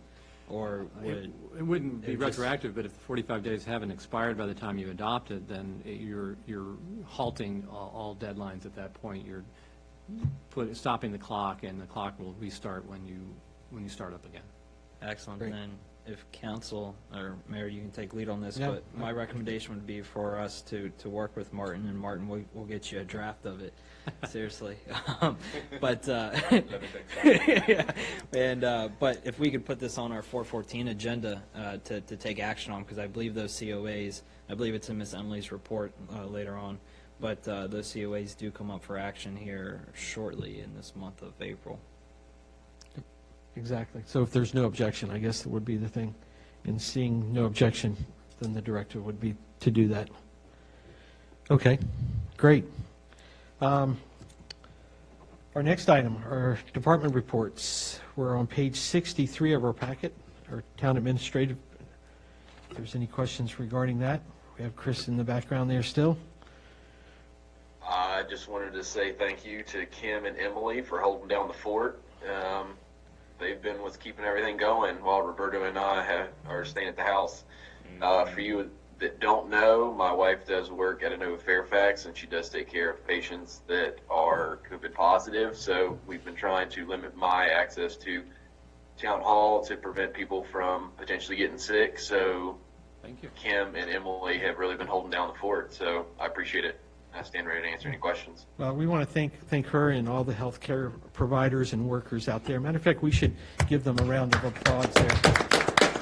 Thank you very much for their dedication and work. Absolutely. Okay, questions for Chris? Otherwise, we'll go ahead and go to the chief. Good evening, council. You have the stats in front of you for the month. Just also wanted to point out a couple points tonight. The COVID-19 response from the police department. I know that we've been on several calls together, but just for the general public, we did some staffing changes to make sure that we have adequate personnel available if current personnel gets sick, that we will still be able to continue the coverage that we have. We've acquired PPE for the officers, personal protective equipment. We've got plenty of it at this point, although the community has come together and given us handmade masks several times and continue to do so, so we appreciate everything that the community has done for us. They've given us Lysol and hand sanitizer, different people in the community. It's really been wonderful how they've stepped up for us. We've gone from walking in businesses to do business checks to just doing drive-by business checks. Now we've reduced traffic stops. We don't allow anyone in the PD unless it's police business. Community outreach as far as events have been canceled for now. We've done an increased emphasis on street patrols and visibility so that people will still see that we're out there. We've done an increase of business patrols at night as far as going around and looking at all the businesses, especially the ones that are closed at this time and can't be here to check their businesses. I want to emphasize that we've had absolutely no reduction in response to our citizens. When calls come in, we don't say we're not coming. We still go to calls. They still get the personal service from us. As far as I'm concerned and the police department is concerned, we are business as usual with precautions. So an officer will show up in gloves and may keep his distance from you, but we will still show up. In addition to that, we have I understand what was said here tonight earlier in Citizens Time. I understand the words and semantics of a new officer, but I'd like to point out that we hired an officer. He's not a new officer. This officer was hired to fill an existing position that was vacant. The position became vacant, and the hiring process was started on February 3rd, well before this, and he was brought in last week or 2 weeks ago is when he started. His name is Charles Burgoon. He comes with 8 years experience. He's highly motivated to be part of this department, and he's very, very good with the public. Currently, he is field training with Officer O'Neill and will be released to the street soon. They call him Chip, right? Chip, that's his nickname. Just an update for you, Chief. Remember, I'd reached out to Delegate Rome regarding your mask, and I think she had obviously responded or got some good response, but she wanted to let everybody know tonight, just to let you know that I've received 10 masks for the Haymarket Police Department. She just sent a text, so. Fantastic. Yep. Mr. Mayor, if I could, I had the opportunity to meet Chip. Definitely going to be fit right in with the Chief's team, with our team. But Chief, you know why people bring you masks? You know why they do these things? Because they care. They do this because they care, because of what you do, you and your team does for them. That's what, and I can get on my soapbox about this police department and the professionalism. That's why I get irritated when I hear any negative comments from anyone, because what these guys bring to the table is more than one could ask for. The new officer, how do you put a price on safety? That one officer with his, and officers don't make a lot of money. Typical law enforcement, they don't make a lot of money. They're not in it for the money. But thank you for what you're doing, Chief, and you keep up the good job. Thank you, Councilman. Chief, I think what you meant to say in response to hiring a new officer is that you did not incur any additional expense. You are replacing an officer that took an advancement in position at another department. Yes, So sir. that's the reason you hired someone. So the term hiring doesn't stand on its own to think that you're incurring any expenses. Correct.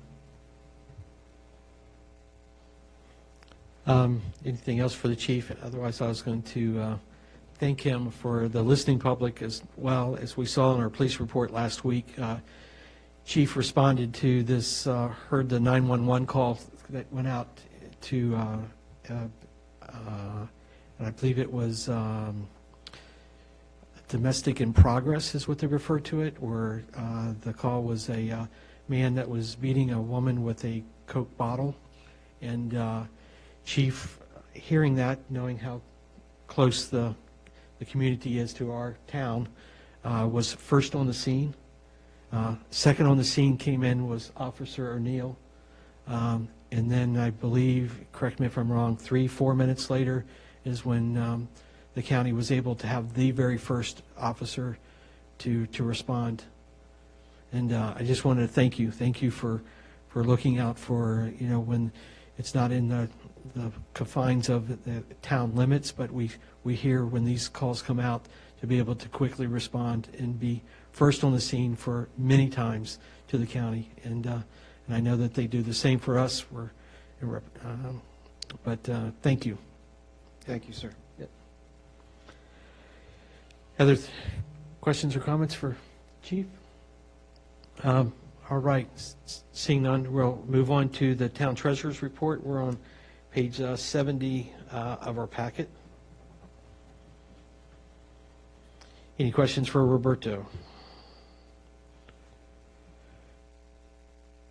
Nothing. Zero. Of course, we read your numbers there, Roberto. We continue, obviously, things will change over the next 30, 60 days, but as we continue to be in the black, and thank goodness for, I would say, not underestimating our meals tax, but as new businesses came on and had helped with that cushion. Anything else you want to say? I know that also you had mentioned, I think, earlier about speaking to other localities too, and I think that's important too. Yes, sir.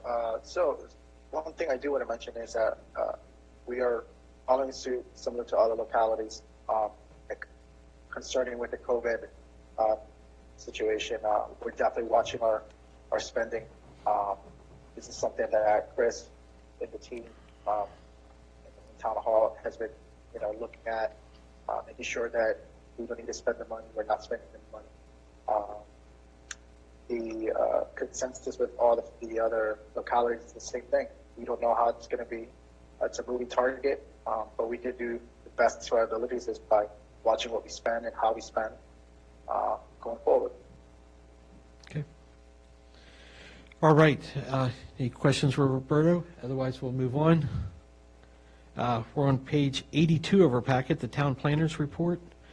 We don't have any questions for them. We'll quickly move on to the Town Engineering Report. As soon as Chief gives Ms. Emily back the mic. All right, we're on page 84 of our packet. Questions, comments for Ms. Emily? I did want to share, I shared a photo of as we were leaving Green Hill and was able to see the new drive-through lane over at QBE as the cars were stacked up, I think maybe 6 or 8 deep as they came out almost to Washington, waiting to pick up food there at the new restaurant Zandra's, which was kind of a neat sight to see as far as watching people coming in and out to pick up the necessary food. So, I believe in the last meeting we had, we indicated that there was a leniency on signs for businesses that remain open during this time. Is there any way that we can help, or are these businesses, especially restaurants, they've put out their own signs and they're doing okay with directing the general public that they're still open for business, doing curbside pickup or free deliveries? Is there anything else that we can do in that regard? So I know Chris called a lot of the restaurants. I also was doing some Facebook posts this past week, so I gave them an additional call and encouraged them to, advertise the best they could with signage. Of course, we would allow temporary signage to go out, and we would be lenient. A lot of these other businesses, though, have closed. They can't be open, so a lot of our salons have really closed up. And there are a lot of our cornerstone businesses right here, in the main area. So I think otherwise we're not seeing a lot. We did design a sign. I was just showing Chris okay. right now. I was going to say, we Is did that- design a sign that was just very generic for all of the restaurants. We haven't gone to print for that, but it was a tool that we were hopeful we could put out there to just stake in the yards as close as we can to Washington Street. That's just like, hey, we're open. The caption, I don't know if you can see it on the screen as well, but it's just, hungry, yes, we're open. And then depending what side of the street, they'll get the arrow that closely matches them. So we're trying to do our best, but we have not ordered these yet, but they are designed and ready. Is Very, that, very minimal cost, $300-400 or something like that. is it something where we need a directive to go ahead and do I it? think it or- would be nice to have that from the council, because right now we are like locked down on our spending. I mean, there's no unnecessary spending, but I think we brought that up to maybe have the council, if they're in agreements with For this. $300? Was it course. three? The quote that I received, I asked for a couple more than our businesses. I think I asked for 20, and I think in total we need roughly 14. And the price I was given for the stands included was $340. Yeah. I would support And it. 2-day turnaround. I agree. So I don't see an objection. If there was an objection, let me know, but otherwise, we'll make that a directive to go ahead and place order those. And I think that would give a continuity, too. As you're going down Washington Street, you can look to the left, oh, wait a minute, what's going back there? Oh, it's Eugene's Sausage, or... How large are these signs? These ones will be 24 by 18 inches, 24 inches by 18. Yeah. So your typical yard sign, You're right. and then I can go down the sidewalk, post them up, and then I'll just let the businesses know, hey guys, I'm posting this for you. If you feel there's a better location along your frontage, feel free to move it. That way I don't have to go give it to them and limit that contact as well. And would we have them remove them at the end of their business day? That's a good question. I think you definitely would want to advertise that they're open and that it just doesn't, at 10 o'clock at night, you don't see a sign. So I think it would be, I think they're made to where they could just stick them back in the ground there. And maybe that's the responsibility of them for that. I know we directed the chief to put up the signboard as you enter, and you saw it at Sheets saying our restaurants are open, trying to encourage people to come down. Maybe they're not familiar with their town and didn't know that, hey, keep on going down, there's more restaurants. And as for the Facebook social media posts, we've been getting really good positive feedback. I've only really had 2 negative comments, and they were just tired of seeing them. So Yeah. Yeah.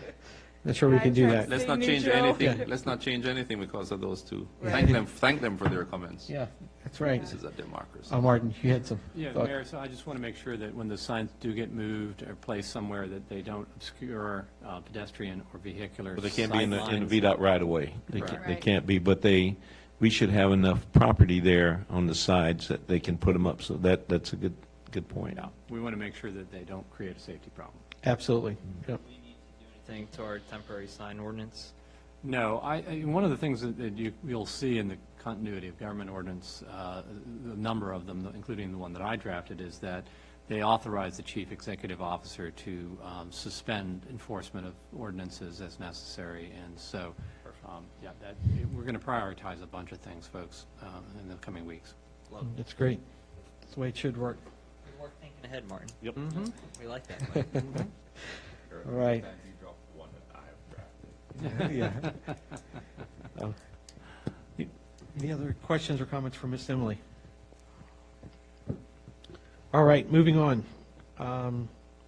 Chris, I think you asked the debt refinance options. We were having you to relook at our debt and what that means to us with almost zero interest on our big banks. Yes, sir. So what we did is with the Fed dropping the rates for the pandemic, for COVID and everything, we just wanted to reach out to see if there's a way that we could save money. So I had Roberto calculate how much interest the town is going to incur from today until the maturity date. And based on the 3 loans that we have, 2 loans will reach their maturity date in 39 months. And then I've got 1 loan that will reach it in 63 months. But if you total the 3 of those loans, the interest that will be paid is $45,466. So that is the interest that we have now. And what I was able to find is if we could find a better rate, for example, if we could get a 1.9% over 60 months, we would save about $12,000. And there's some banks that are offering rates a little bit better than that. So I don't have the price for fees associated with starting a new loan. So I just wanted to let council know that there is an option to save about $10,000 to $12,000 depending on fees associated with it. So with no objection, I'd like Roberto and myself to move forward with requesting some official documentation from banks and financial institutions and bring it to you all soon. Sounds good. No, I'm fine with that. All right. I just make sure that we note if there's any closing costs that go into these loans, what that closing cost, upfront cost is, because if we're looking at a couple million, or excuse me, a $900,000 refinance, and we're having to pay a couple percentage points on the closing, we might as well not really close, because we would actually be paying more than what we would save in interest. Okay. Any other questions regarding that? All right, moving along. Probably the hardest thing for tonight, the proposed budget discussion. Can On we take page a 80 5-minute recess? Sure, we could do that. We're going to be on page 86 to 94 of our packet. Time's now about 9:05. We'll come back in about 10 minutes or less. Thank you.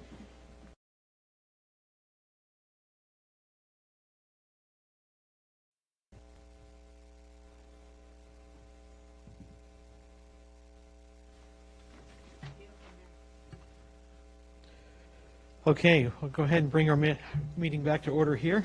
As I stated, we're on page 86 of our packet, the proposed budget discussions. I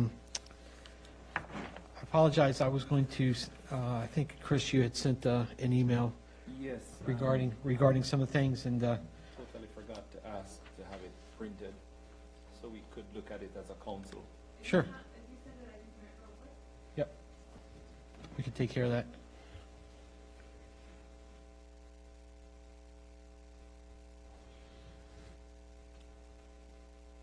I wasn't remembering which email I sent it from.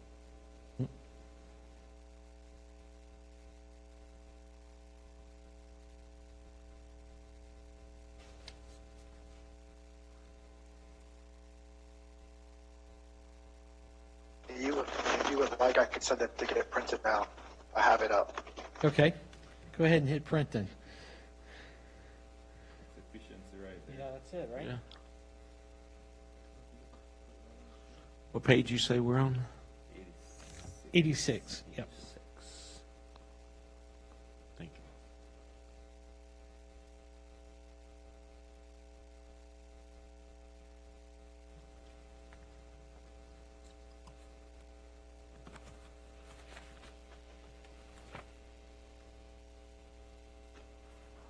Well, we had some dead time here. Let me just, this was, I was going to bring up in our meeting at my, as we did our council member time, but I was approached by a Fairfax City Council member regarding, they had worked on, a couple of the towns in the Northern Virginia had worked on a letter being sent to Governor Northam, and basically was trying to get some definition regarding the elections that would be coming up. So there were 3 towns at that point that that had already started this work, and Mayor Duraco from the town of Vienna was kind of spearheading it. So she had worked on it that night, and I didn't find out about it until the next morning, and basically kind of jumped onto this letter. But I'll read it to you. The Honorable Ralph Northam, Governor of Virginia. Dear Governor Northam, we appreciate your work and you continue to do on behalf of all Virginians in this time of crisis. We are writing today regarding a statement made on March 30th during your briefing in which you explained that the information about the May local elections would be forthcoming within the next days, and as elected officials from these localities with May elections, we request that you consult with us before any decisions made regarding the possible changes in our local elections. We understand there are multiple perspectives shared across jurisdictions and by members of the Voter Registers Association of Virginia and the Virginia Electoral Board Association and others. Given the outsized role of local government plays in addressing the daily challenges facing Virginians during the pandemic and the role of the election and governing process, we believe it's important that you include us in the conversations prior to any announcement. We encourage the administration to take advantage of the existing lines of communication with localities so that our voices can be brought to the table quickly and a decision can be made in a timely manner to provide clarity on the upcoming elections. And signed was David Meyer, Mayor, City of Fairfax, Bridge Littleton, Mayor, Town of Middleburg, Lori DeRocco, Mayor, Town of Vienna, and of course myself. There again, we have not received any response from that letter, but we just wanted to, because it looks like there is some talk, or I think, Martin, you were the latest one that had sent me information regarding, it was Michelle White at the election board, in the problem that she was facing trying to get poll workers that were typically of more senior age that works the polls. So I'm not sure if there's any update that you have regarding this The latest information. on that is that the election is going forward as scheduled unless the governor takes action. Right, yeah. He does have a couple options. I think he can make a 14-day delay or in an additional 30 days, if my memory serves me correct. That sounds about right. I mean, I have to look it up. Yeah, if he chose to do so. So, And is there a full electronic option or no? There is no current option to do fully absentee ballot voting or mail voting like there are in some states, but obviously there's an option to request an absentee ballot, and the qualifications are pretty broad. There's a couple of hands up. Yep. I was just going to add, Kim and I gave Michelle a call last week, and she let us know that they are still planning to come in here and do the elections here as we requested, and that it'll just be her staff, because as she said, she was having a hard time getting volunteers, and they want to limit the number of people in and out. Chris Okay. has got something. Right. Okay, I think we've got the, Chris had something, Mr. Mayor. sorry, Chris? The only thing I do want to add as well is I talked with Miss White, and just in regards to the election newsletter, I had reached out to her to try and get the final approval, but she did ask me to hold that information until she lets me know otherwise. So that's one of the reasons why we haven't moved forward with that, is because it's been requested by Prince William County Registrar that we hold it. So I just wanted everybody to be on the same page. Understood. Okay. And maybe something to keep in mind, I don't know if it's even possible that if we're speaking with the electoral office, if they could stagger the voting dates, since she has to use her own staff, if they do a staggering system where they have different dates. I don't know if it's even The only method possible. for continuing the election would be by the governor's action. I was just trying to find that. Okay. All right, we can maybe circle back around on that when we do our council member time. So there we've got it all in front of us, proposal of that Chris had brought to our attention. So let I guess the discussion begin. We had originally looked at going through almost every line item, taking out, I think, what were we at, $470,000 comes to mind. That, Mr. Mayor, was a suggestion of one council member. No, absolutely. That's- Okay. As we went through each line item. Yes. Yes. So, Very good attempt, if I should say. Yeah. See, I complimented you. yeah. So I guess maybe we can, when we brought this one time before, where everybody had an idea of cost savings, and we kind of went around the table on each line item to see if this would be agreeable. If there's no objection, I could do that same with this, and then take any other entries that we were looking at. I know I did have a question too for Chief. I think there was about a total of, if during that one discussion, there was about 40-some thousand, I think, that if we stripped out. But I wanted to reach back out to you to see out of that 40 that, I mean, obviously we need uniforms and things like that. So was there a number that out of the 40 that you would like to see at least be able to keep with that first suggestion?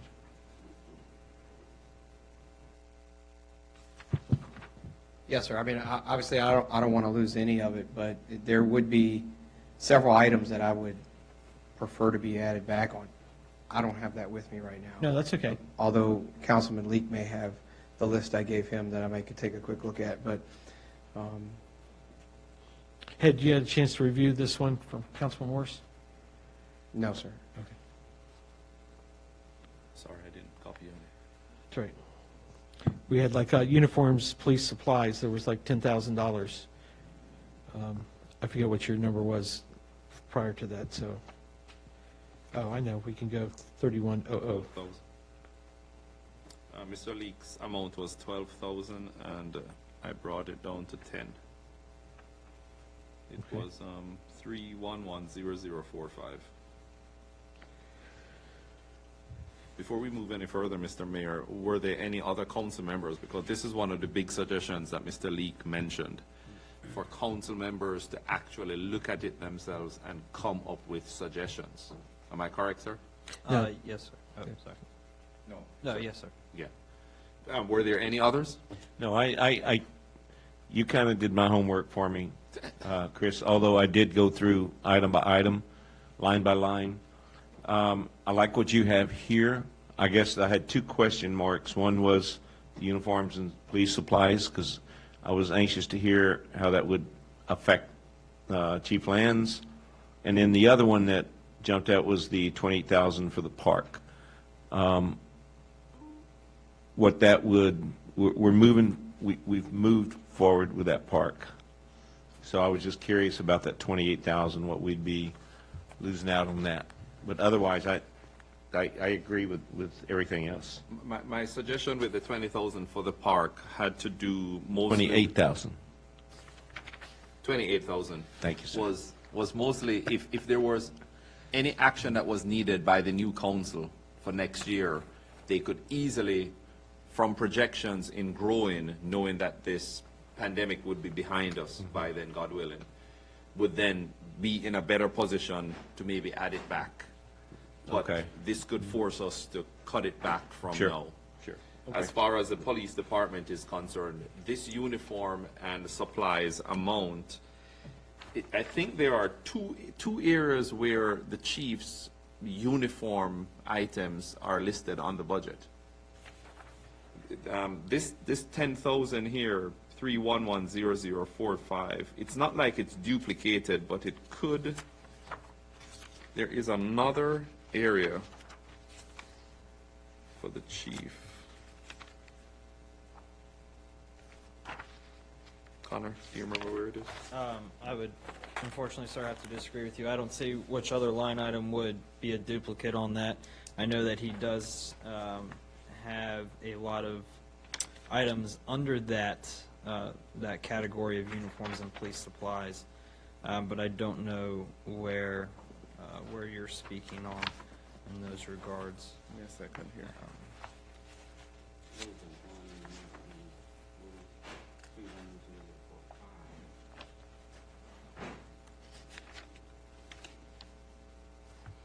For the chief, I did not touch anything for the salaries and for the holiday pay as what was suggested. There is.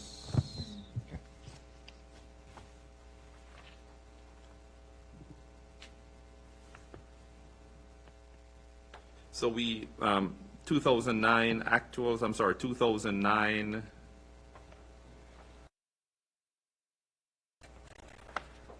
numbers was 31,000.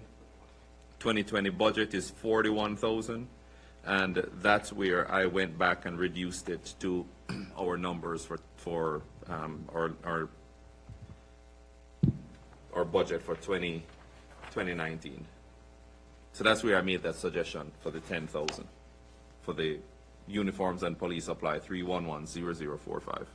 So currently it has it as 32,000 in our packet. We may have reduced it in finance committee meeting. You did. You reduced it from, 40 yes, to 32. because you placed one of the items in the CIP. You placed a signboard in the CIP. Okay. Now I'm following you. Oh, okay.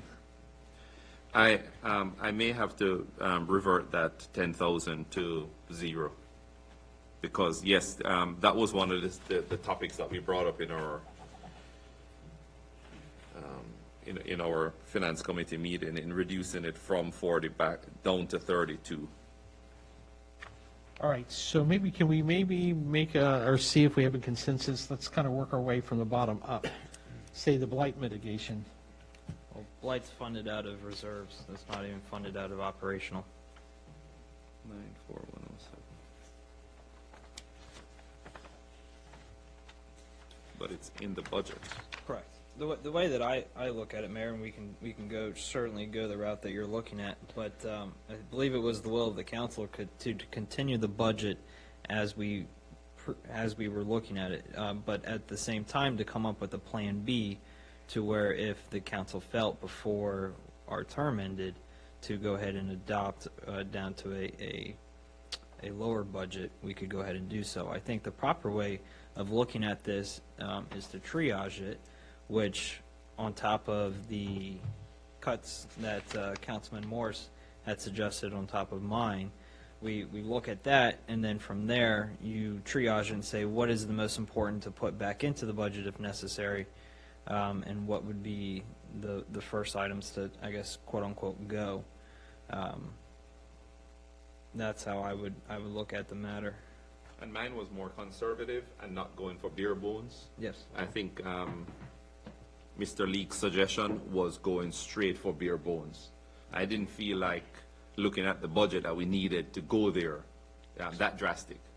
So I felt like, 89,000, taking off 89,000 in our expenditure would be very conservative from just as a preliminary, and that was my personal suggestion. That's why those numbers came up. Okay.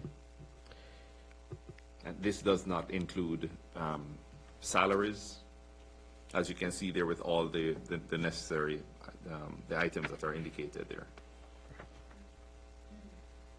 And for the record, I'm reverting the 3110045 uniforms and police supplies. Scratch that out. Scratching it off because we had already addressed it in Finance Committee meeting. Got it. Thoughts from Roberto? Gentlemen, so since the beginning of the whole situation with the COVID, Chris and I have been joining these meetings with our fellow localities and treasurers. And the one thing I do want to make you guys aware is that many of the local localities and neighboring localities are moving forward with the existing budget in hand, with the intentions of looking back at it in mid-May, to get a better idea how certain taxes and revenues are coming in. There are also, many of them had their biggest thing, and Chris, you could jump on in this conversation too, because I remember the biggest thing that they had, many of them were the real estate increases. A lot of them, we're not doing that real estate increase.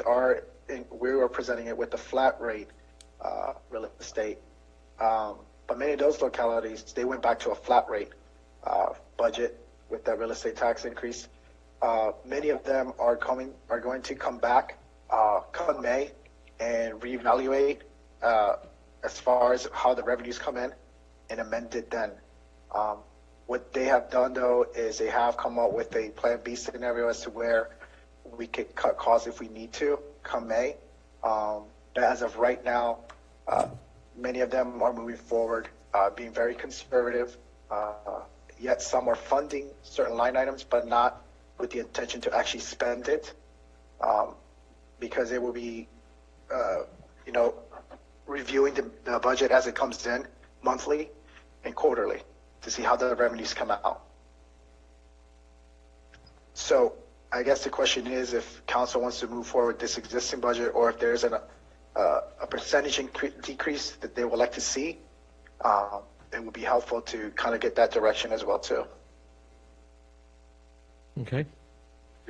Just to piggyback off what Roberto had said, I think that I agree with that moving forward, a lot of localities are leaning towards having a quarterly budget meeting to try and amend it, because unfortunately we just don't know how this is going to affect meals tax, or for other localities transient tax, or public works, or had their parks and recreation. So there's a lot of funding sources that a lot of other localities have that we don't.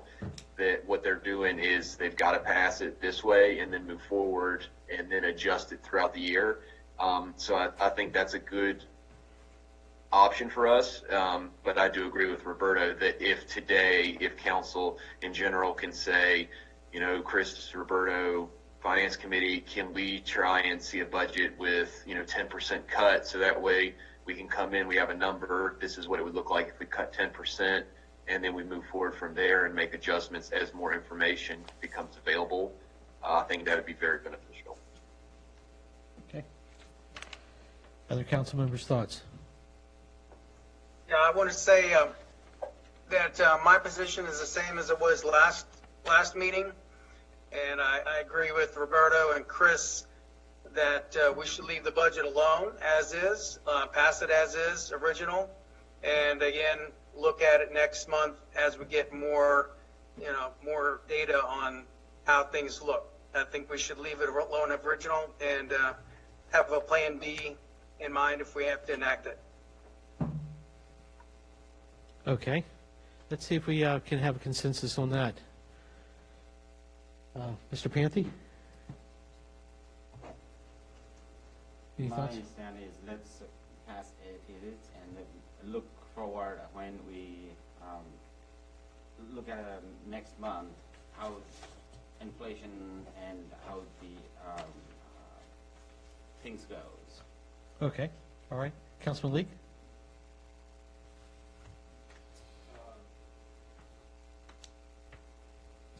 I don't know what the right call is. I don't know if the right call is to go ahead and move forward and amend it as necessary. I think that the big question mark will be answered somewhat in late May, where we can see what meals tax projections are going to be coming in at. We'll have a full month of a decrease, but then at the same time, June 20th, we then will have 2 months worth of seeing what's coming in on the meals tax side.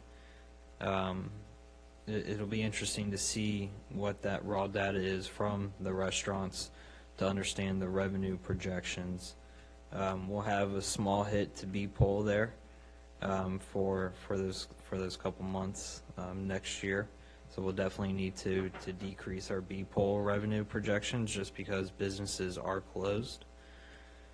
But I could go either way in regards to passing it, moving forward, as we're going to be good to go July 1st, or scraping it down to a bare bones, and as projections and revenues come in, the next council can amend and increase their budget and their expenditures as they wish. I could easily go either way. Okay. Councilman Morris? Thank you, sir. I think the first thing that before I share my views on it is to ask what would be involved in reviewing it quarterly?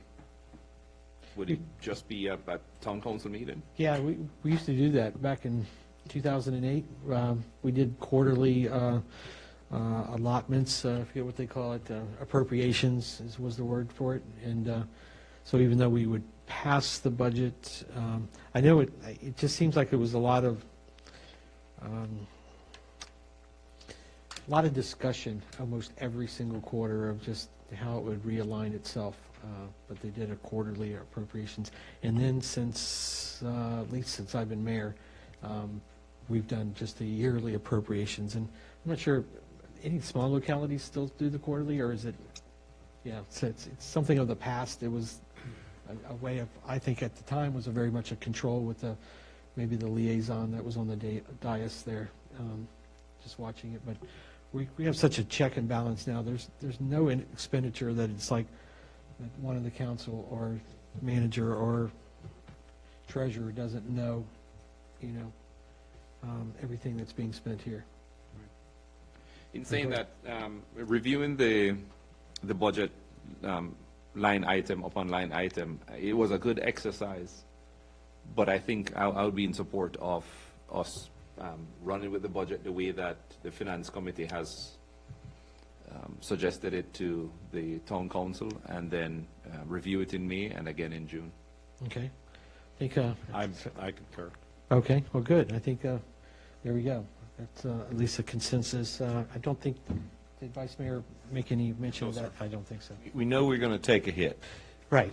And we just watched how the much. spending. That's the Right. biggest thing. But it's a good exercise in, exactly what Mr. Leek has Absolutely. done and what I've done in looking at different areas. But now we know the areas that we won't touch, which Yeah. are not on this list. Right. Those are the areas that we won't touch. I'm putting the police back in. Yeah, yeah. Got your uniforms back, Chief. Okay. Yeah, and I just want to say that, I definitely appreciate Chris Morris's and Connor Leak's, due diligence in this in the Finance Committee. They've really done a great job, and I really appreciate their input.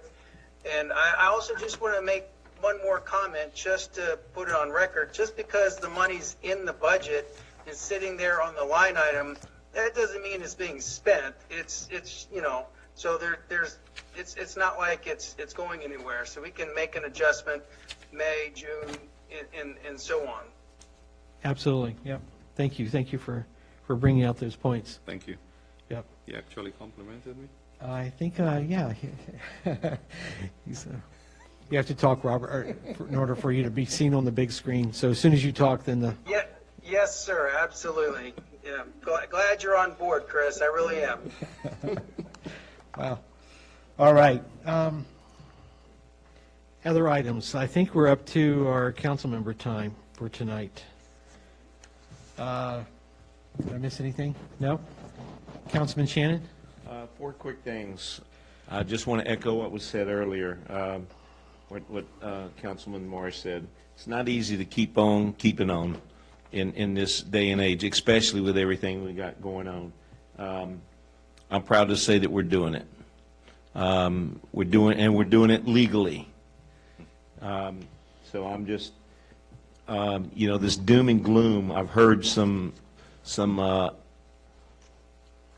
previous town government, some of the comments they've made and everything back when it was doom and gloom way back then. I look at how far, and I've only been in the town since 2016, but I look how far the previous council, this council, how far we've come.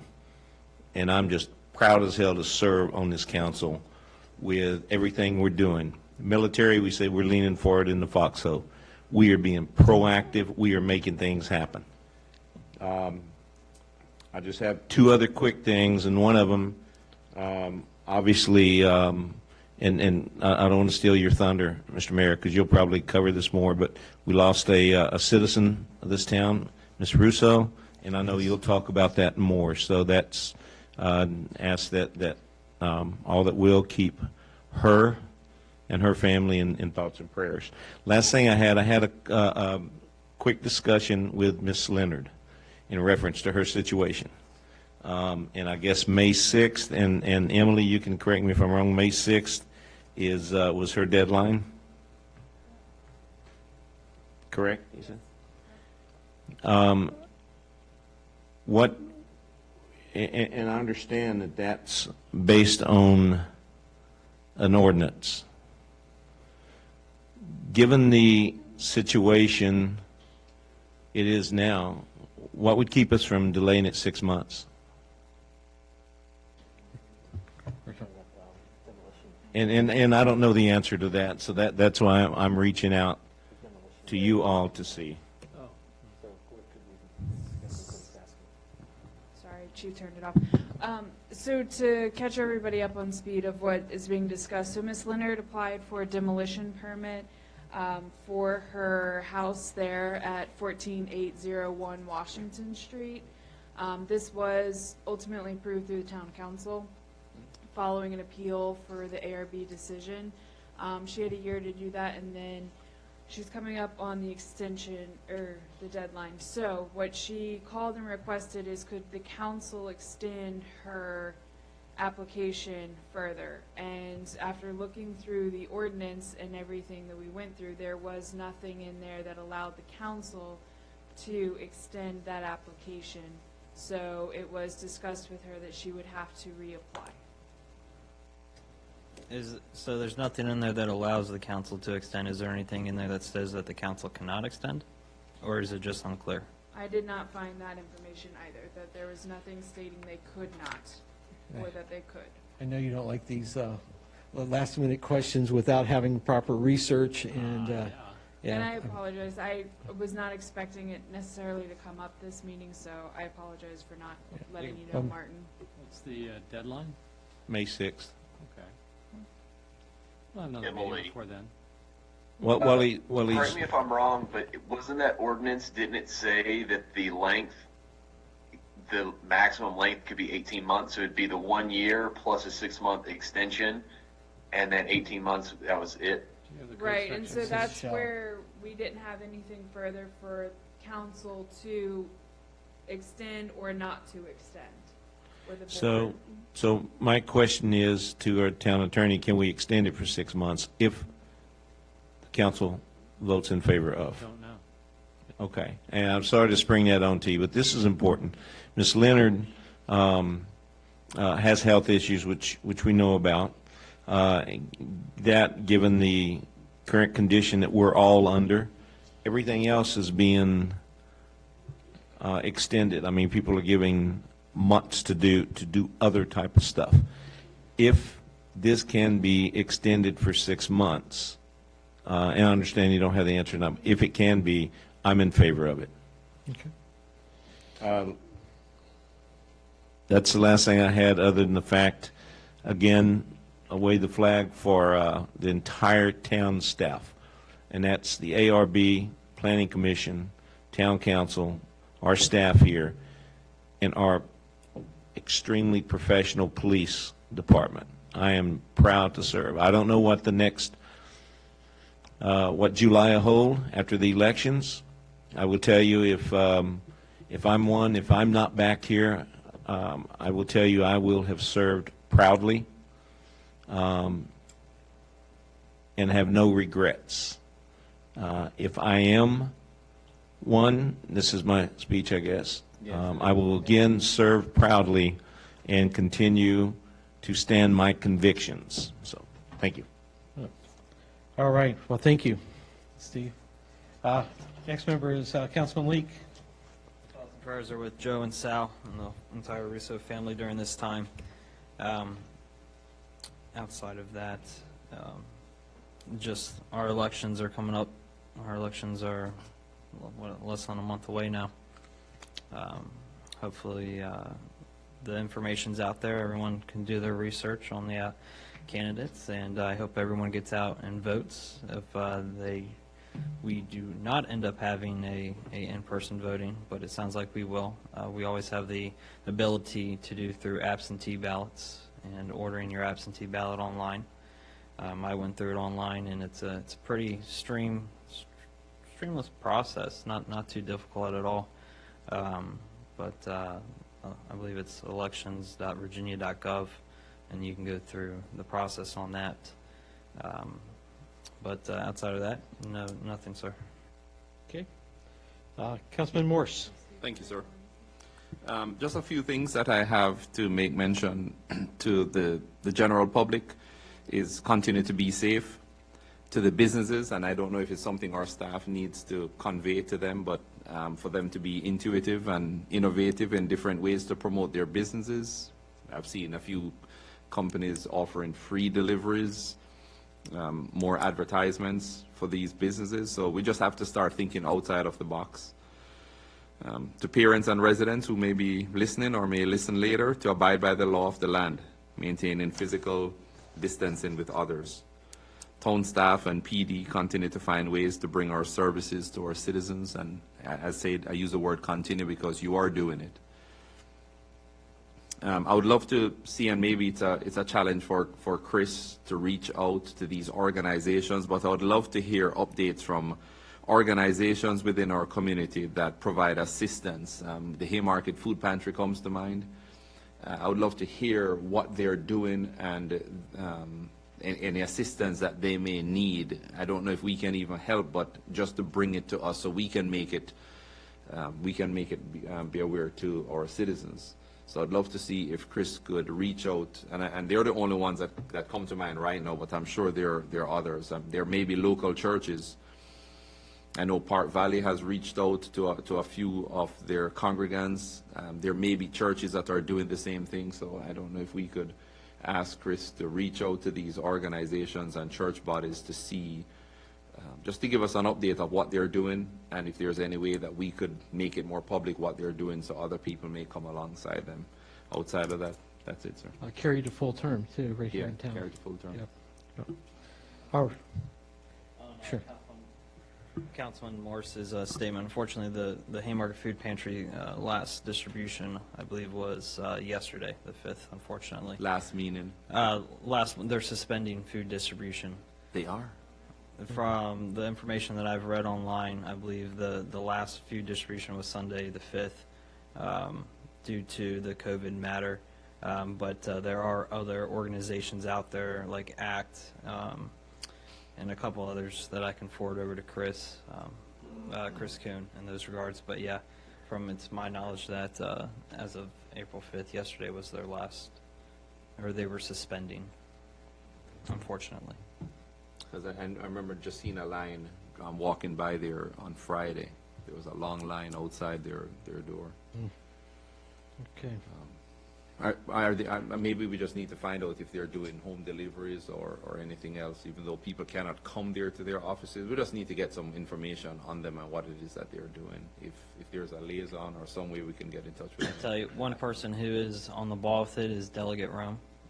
Oh, absolutely. She is, her Facebook page is lit up with all the different options for food for kids that were in the school system, as well as for different organizations out there. So between her website and her Facebook page, I believe that's where I saw the food pantry notice was. Thank you, sir. Okay. Thank you, Councilor Mayor. Panther. I think everything is okay. I have one question.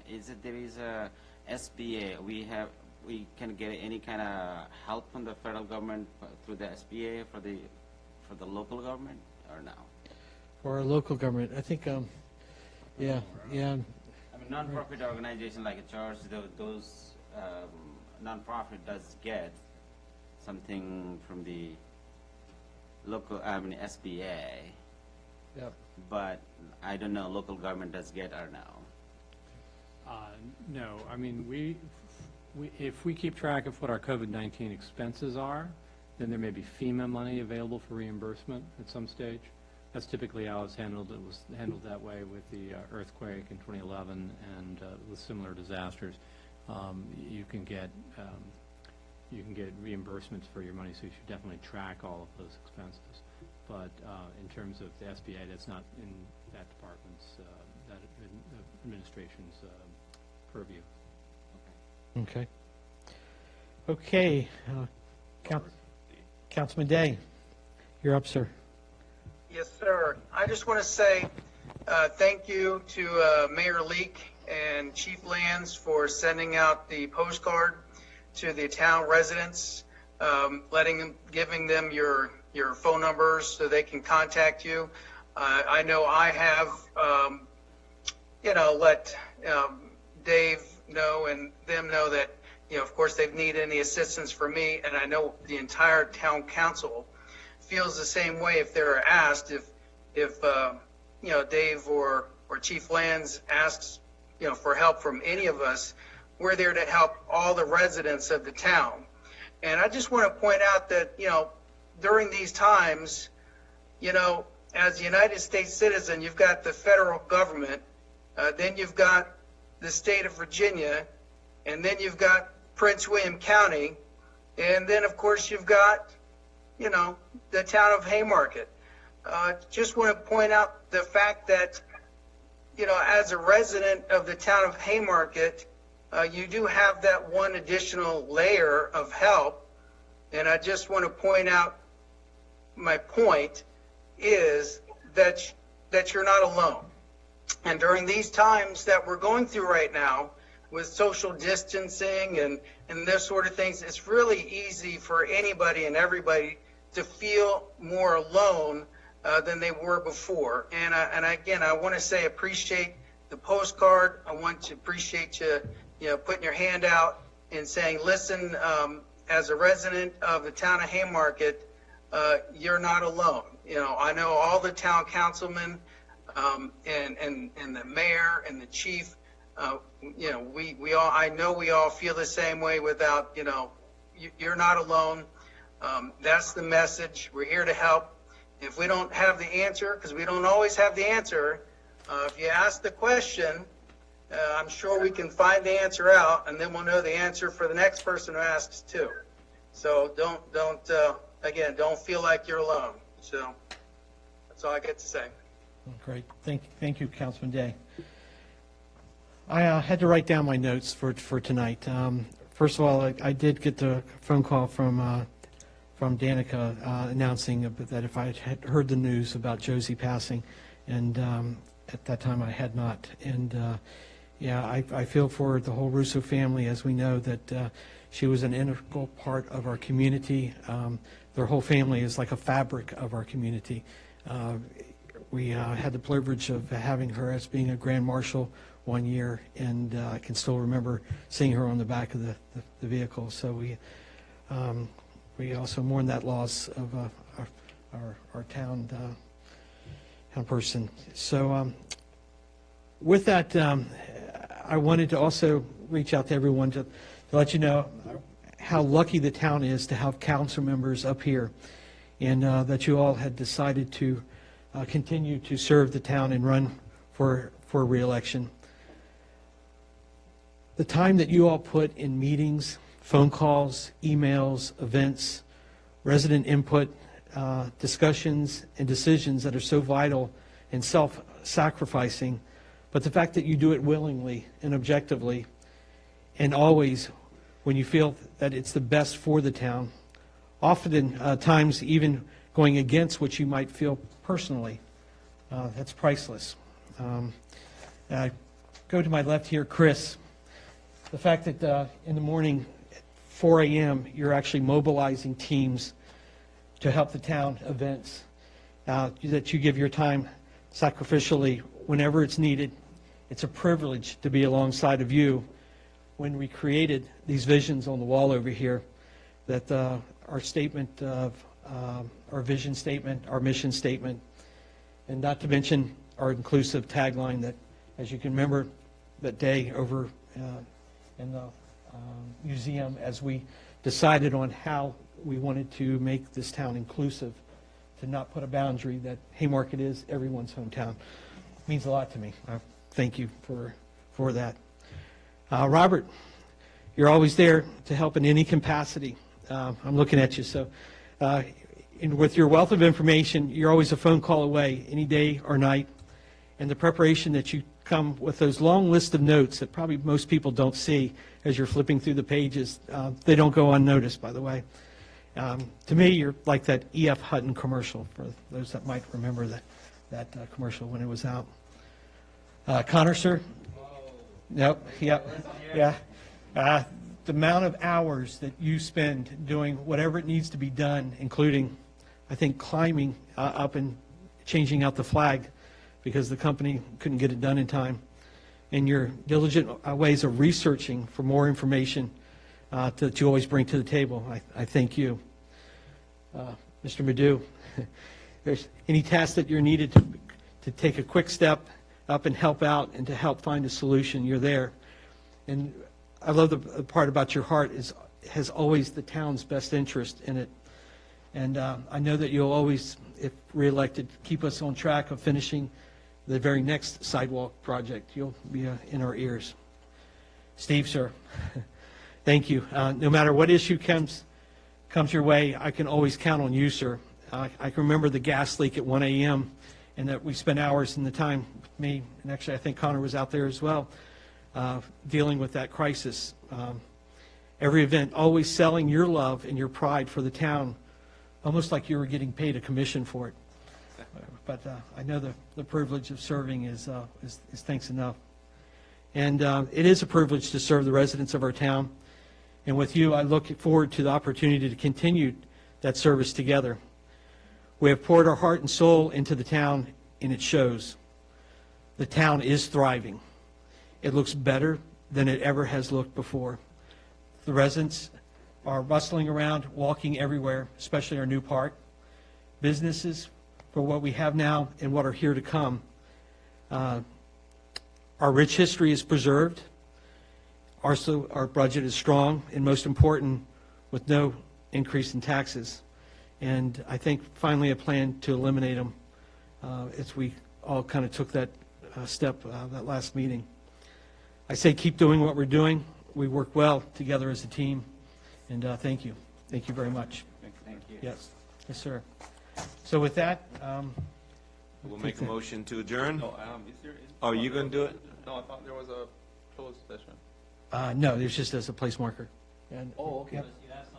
No, Yeah, no, that's- no, yeah. it's not on- it's not on the Yeah, agenda. yeah, we normally just as a place setter. Yep, yep. Sorry, Steve needs to go watch the WWE. Make a motion to adjourn. Motion on the I table. second the and motion. Seconded by Councilman Leak. With no discussion, all in favor, say aye. Aye. All right, thank you all. Thank you very much for listening tonight. Appreciate it. Non-amendable, not debatable.